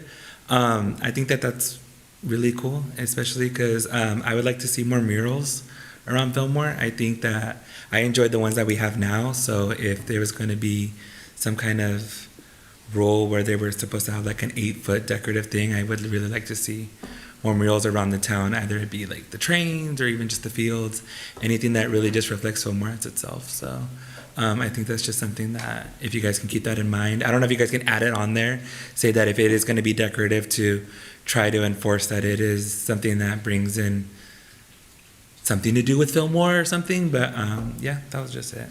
Just a thought. Thank you. Thank you very much. Okay, with that, we'll close the public hearing, and I am looking for a motion.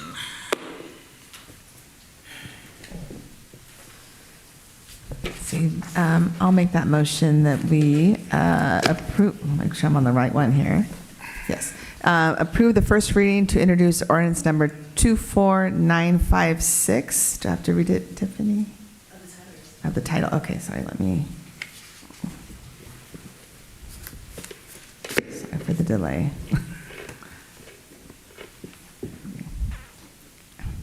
Okay, sorry. Okay, I know, when I scroll.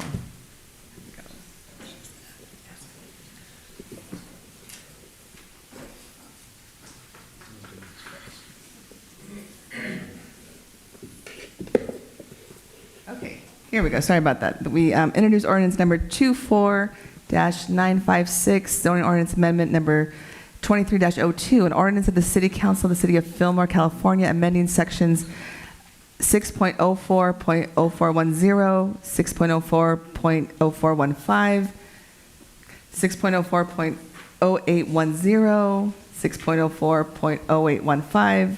Did I go double?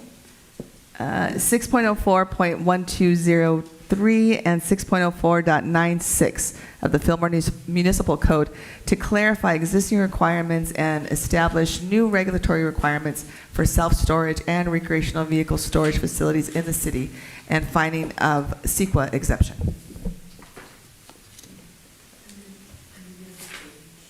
Oh, and included in this motion is the change in the wall height from 8 feet down to a standard 6 foot. I'll second. Okay, I have a motion and a second. All in favor, please say aye. Aye. Aye. Opposed? Hearing none, this one passes. Let's move on to item 9E. Appointment of primary and alternate official representative to the Southern California Association of Governments, SCAG. Thank you, Mayor. Good night, council members, residents of Fillmore. Tonight, I would like to request council to designate a primary and an alternate delegate to participate in the Southern California Association of Governments, referenced as SCAG. The annual conference, which is their 59th annual conference, will be taking place on May 2nd through 3rd. The primary or alternate delegate, in the absence of the primary, will be provided the stay through SCAG on May 2nd, validated overnight self-parking and meals during the conference. Additional information will be shared with the primary and alternate about the meetings that take place. So tonight I would like you to make a motion on who you would like to designate as your primary representative and your alternate representative. That concludes my presentation. I would like to nominate Christina if she's willing. I unfortunately cannot. I would have wanted to go, but it's my daughter's first communion on Saturday, and we're going to have family. We're hosting family in town. Sorry. But I will nominate, back to you, Carrie, and or Chris. Albert, have you gone to SCAG? Oh, well. Yeah. You can't make it now? You couldn't make it last time? You can make it this time? Okay. I'll second. Do we have an alternate? Or is it, we're doing it one at a time? Albert do the alternate, he said. Oh, no. I'll do the. Right. I thought you were doing the primary. No, I wasn't nominated. No, we're making him the primary. Albert would be primary, yeah. Okay. And who will be the? And who's our second? I can be the alternate. Chris, all right. Excellent. Okay, there you go. It's a Thursday, correct? Okay, so we have It's a motion Thursday, Friday. Yeah. for Albert to be our primary and Chris the alternate. All in favor, please say aye. Aye. Aye. Opposed? Motion carries. Thank you. Okay, moving on to item number 9F. Discuss increasing city council salaries and adoption of ordinance number 24-962. I have a speaker request. Brandy Hall has submitted one, but she had to leave, so she left something for me to read. That I'm not sure what she's wanted to make. Bear with me a moment while I clarify this. I wanted to make sure the record had that she's wanted me to read into the record that she supports the increase, council's increase on salary. And that was the only public speaker request I had. So let's turn it over to staff. Thank you. Tonight we're asking City Council to discuss whether to increase City Council's salary from $300 per month to $600 per month, effective January 1st of 2025. Senate Bill 329 was recently enacted to update the laws for setting and increasing council member salaries. Pursuant to Senate Bill 329, the salary for council members in a city with a population of up to 3,500 people may be up to $950 per month. All salaries do require approval of an ordinance from City Council, and the effective date for any such ordinance is after the city's next local municipal election and the swearing in of the new council members. As mentioned earlier, I do receive a $300 monthly salary at this point in time. The last compensation increase was in 2014. The proponents of the bill indicate that raising council member salaries encourage others to run for office, to break down barriers in terms of health care, costs for attending meetings, and for gas for their vehicles. So they're trying to get more individuals to come into local government and participate. The city's budget subcommittee met on January 9th to discuss this proposal, and the committee is recommending that City Council increase the amount of compensation to $600 per month. Now, the fiscal impact would be $18,000 per year if approved. In terms of the impact of the 2024-25 budget would be $9,000. And this does meet City Council goal of organizational excellence. Alternative for City Council to consider increase salaries by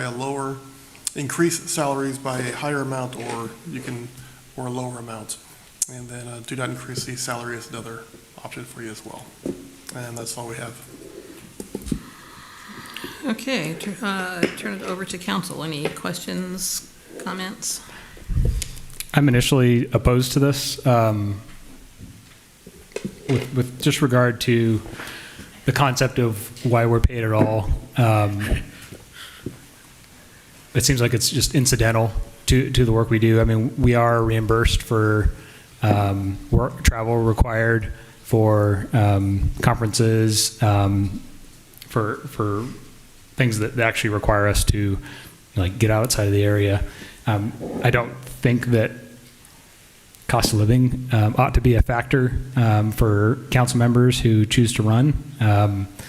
But again, that's just conceptually the way that I see this duty that we're performing as a public servants. I would much rather see this money go towards something like cash awards for outstanding employees on a regular basis, something like that. Something that the actual full-time staff who actually do have a salary that is their primary income might benefit from more. I just don't think that voters know where. I mean, I'm sure somebody probably could have looked up my income because it's on a form that we submit when we decide to run. But in a way, it's almost a bribe. I mean, it's a 200% increase. It's starting to be more of an incentive, more so than just a thank you to those that actually decide to run or who are elected to office. I don't like the idea.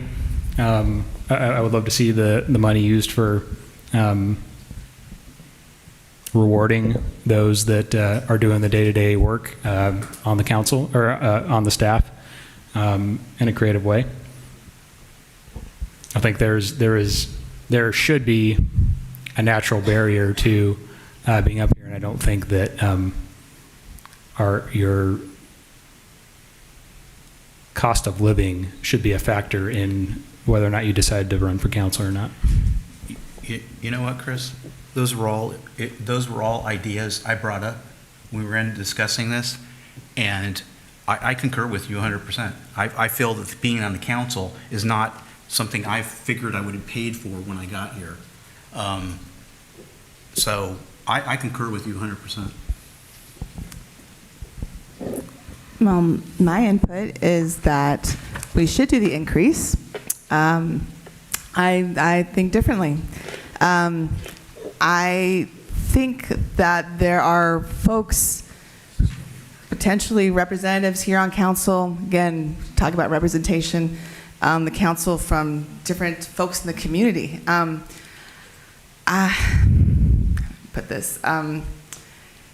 It's not going to compensate anyone in terms of salary or, this is going to help me so much, but it might help some people a little bit. It might, for example, help someone who's a stay-at-home mom who doesn't have another income, just a little bit. Again, with childcare. It might help, let's say that there's a senior citizen, retired, living on a fixed income. It may just help. But I don't think any of those people, including myself, including others, at all do what we're doing for the money. I agree with you on that. We're not absolutely not doing it for the money. But I think I think it helps. I know that there is a lot of time that all of us put into this, into the work that we do, the research, the just, the time. Yes, we're compensated for our travel and going to some meetings, conferences here that's sponsored by the city, but,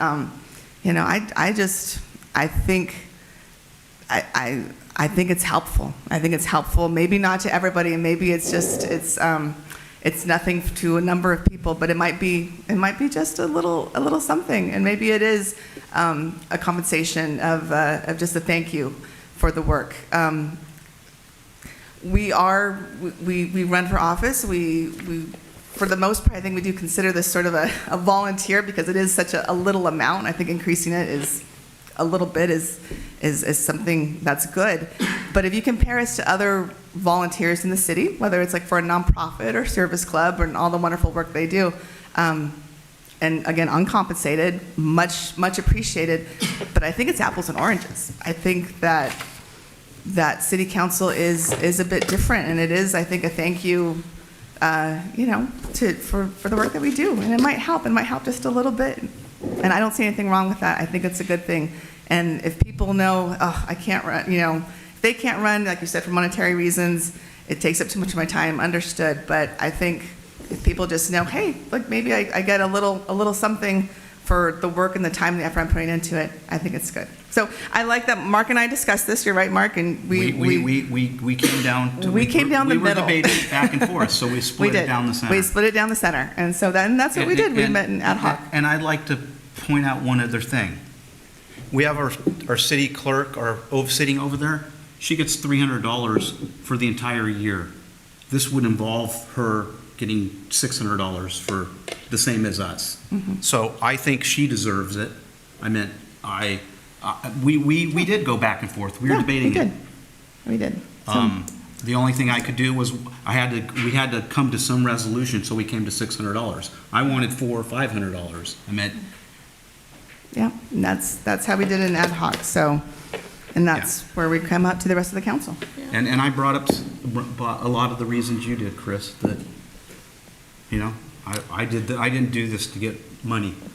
I don't think none of us did. None of us did this to get money. I mean, if we were doing this to make money, none of us would be doing this. And just a couple of things I want to point out. Number one, I do disagree with Chris and with Mark on this.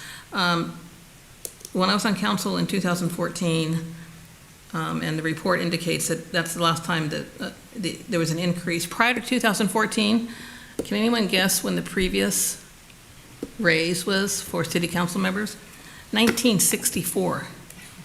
So in 2014, it increased from $93 to the current $300. So and maybe $93 in 1964 was probably a lot of money.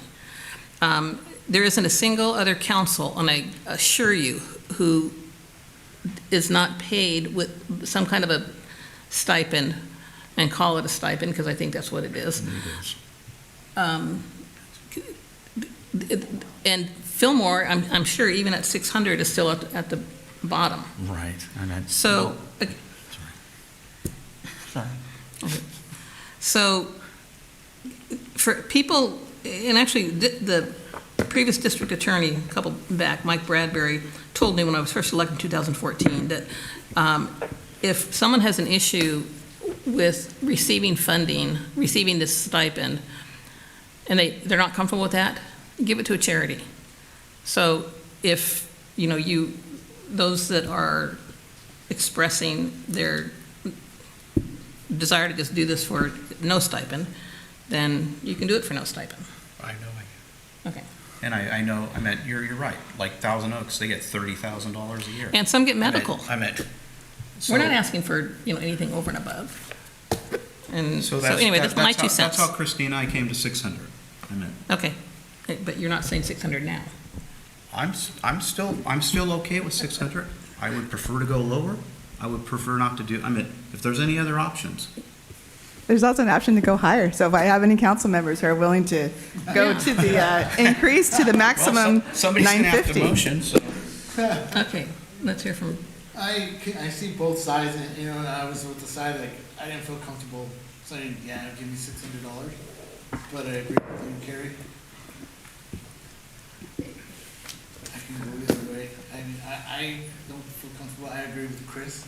Then those of you who aren't comfortable, use the money for something worthy that, in your eyes, is worth donating to. The city can afford it. Budget's there. It's still, like I said, a lot less than what other councils pay, and we don't get medical. Fortunately, none of us need it, I don't think.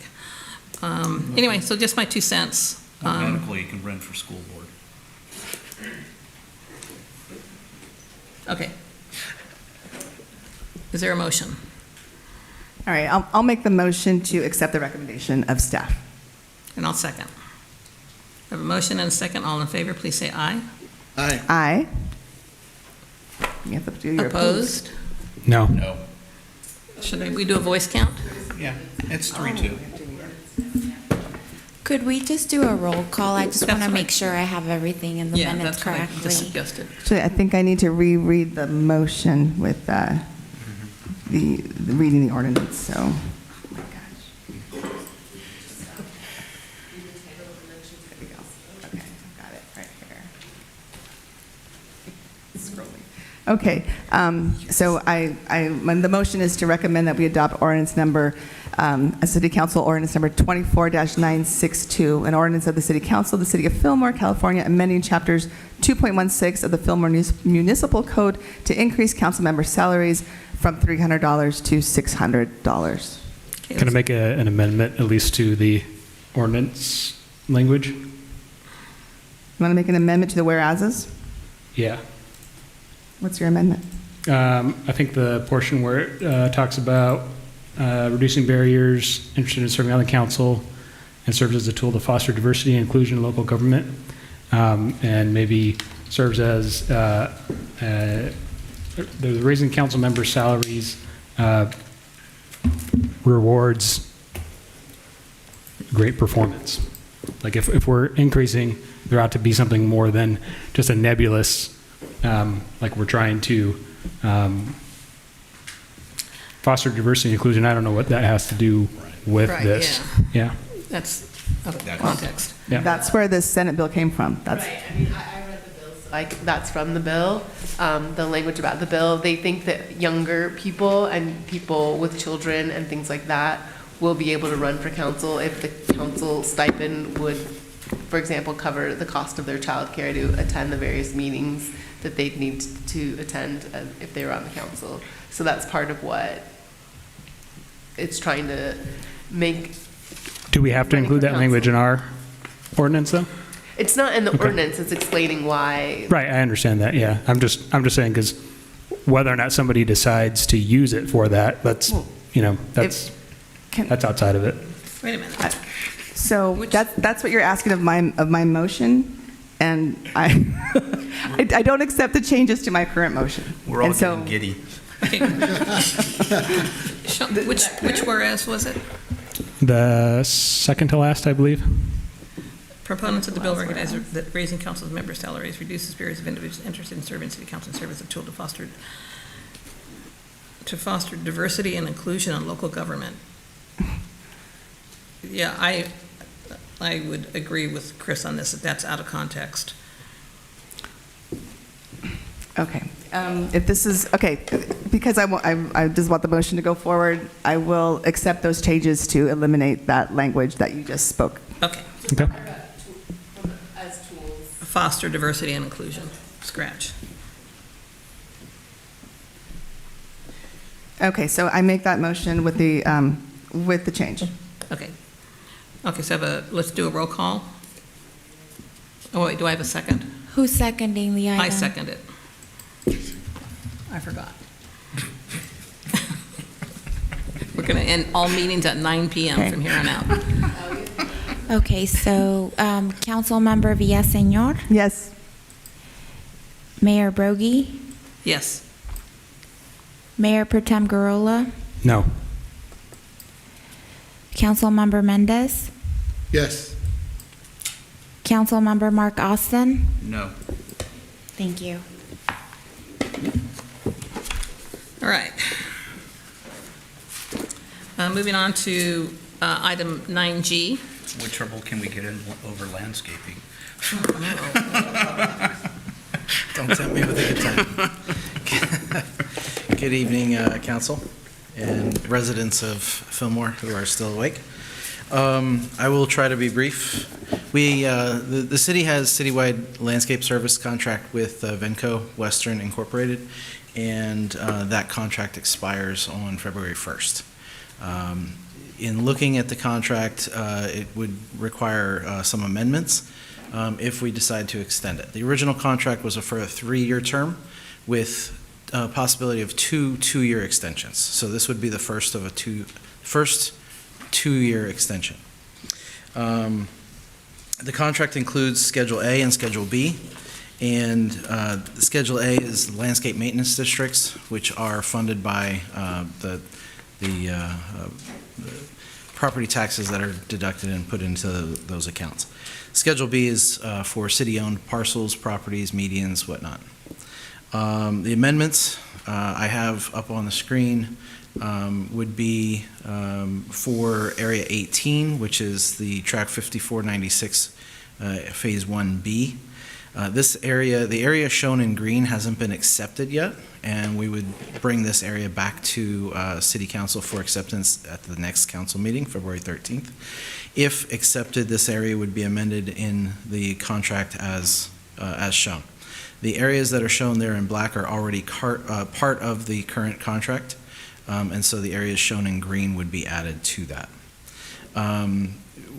Area 35, which is adjacent to the Lemon Street Police storefront, would eliminate what is currently via Rodeo Park, which is part of a homeowners association. There was an agreement many years ago that the city would do the landscaping because we utilized the park. That agreement has expired, and we've sent a notice to the homeowners association to take over the maintenance of that. So that is an amendment we would need. Also, the library parcel belongs to the county, and they do their own landscaping, so we'd remove that from the contract. And lastly, we would need to add the area between B Street and C Street along the bike path that is currently not part of the landscape contract. Those are the amendments that we would need to enact if we go through with the recommended 2-year extension. Any questions? Any questions for staff? You're all very quiet now. I already asked Trey all my questions earlier. I don't want Area 50. Okay. Do I have a motion?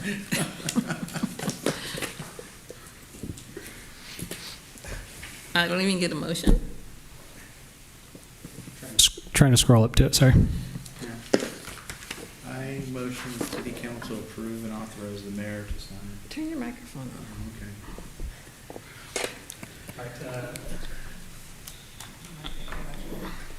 Go ahead. All right, I'll make that motion. That the city council approve and authorize the mayor to sign a 2-year contract extension with citywide landscape maintenance with Venco Western in the form approved by the city attorney's office. And that's it. I second. Okay. Okay, I have a motion I second. and a second. Aye.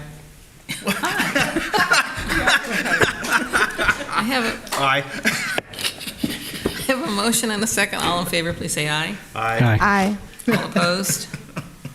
Hearing none, I'm glad to say this motion passes. I know but she wasn't. Okay. This is why we are ending meetings at 9, no later than 9 from now on. You're getting old. It's true. Okay, so we are now going to go into, we're not. Do we have agenda items? Do the city manager. Yeah. Moving on to item number 10, committee, commission, and board reports.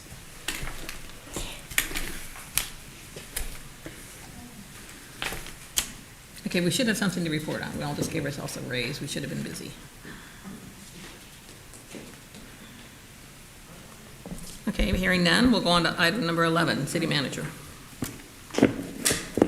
All All right, thank you. Just a couple of park updates. The dog park is out for bid on Planet Bids. We hope to open those up early February and bring those back to City Council for approval on February 13th. The shade structures, we did receive the bids. We've opened them up. We are reviewing the bids currently to make sure that they have met the specifications.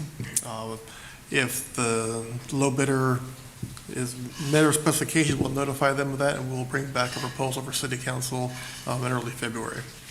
Now, the fun one is a Tourist Park, the Urban Greening Grant we applied for $4 million. I'll be polite.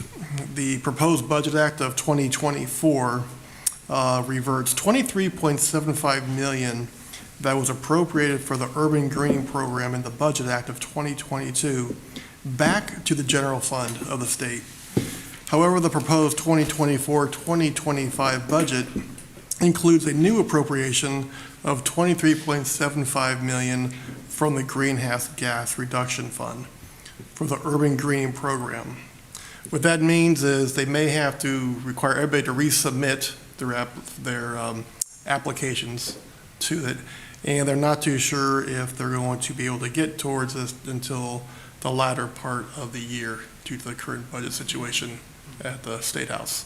So that came out last week, the report to everybody. That was kind of a shock to everybody. They're kind of transferring money around to balance it out. So we probably will not be hearing now until later in the year. We may need to reapply if they put in new requirements, because it's no longer coming out of the urban greening, but coming out of greenhouse gas reduction. So hopefully they just accept the applications and move on. Shields Park, they've had the infill dirt in to maintain the new baseball diamonds out there. They replaced and upgraded some stuff at the restrooms. They're also doing all the reseeding, so grass should start to grow here in the next couple of weeks to get the fields looking nice. And they're also going to be removing or relocating one of the shelters in the southwest corner of the park. It'll be disassembled and relocated over to the northwest corner of the park as well. May have to do some additional improvements to it depending on the condition of the wood, but we'll make those improvements. And then at Dolores Day Park, the steel shelter structures have been sanded to remove the rust, and they're primed for repainting. And then we'll be going out there and take a look at some turf issues that were done by our contractor to get the turf repaired. And then the remainder of the picnic tables will be installed later on this week and next week in the park. So that's all I have for tonight. Thank you. Thank you. Okay. So that then leads me to agenda item number 12, closed session. We're going in closed session on 3 matters, 2 anticipated litigation, one anticipated, 1 existing litigation, and then conference with labor negotiators. And so we will come back at the conclusion of our closed session and close out the meeting. So, thank you.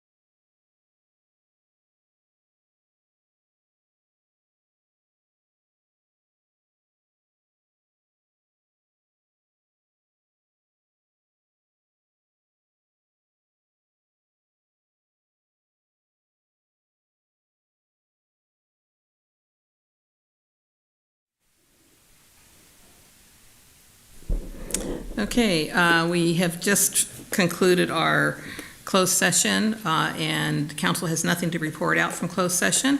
So I am going to adjourn our meeting to our next council meeting scheduled 6:30 PM on Tuesday, February 13th, 2024. Have a good evening. Have a good Hey, what's the name of, Have a good morning.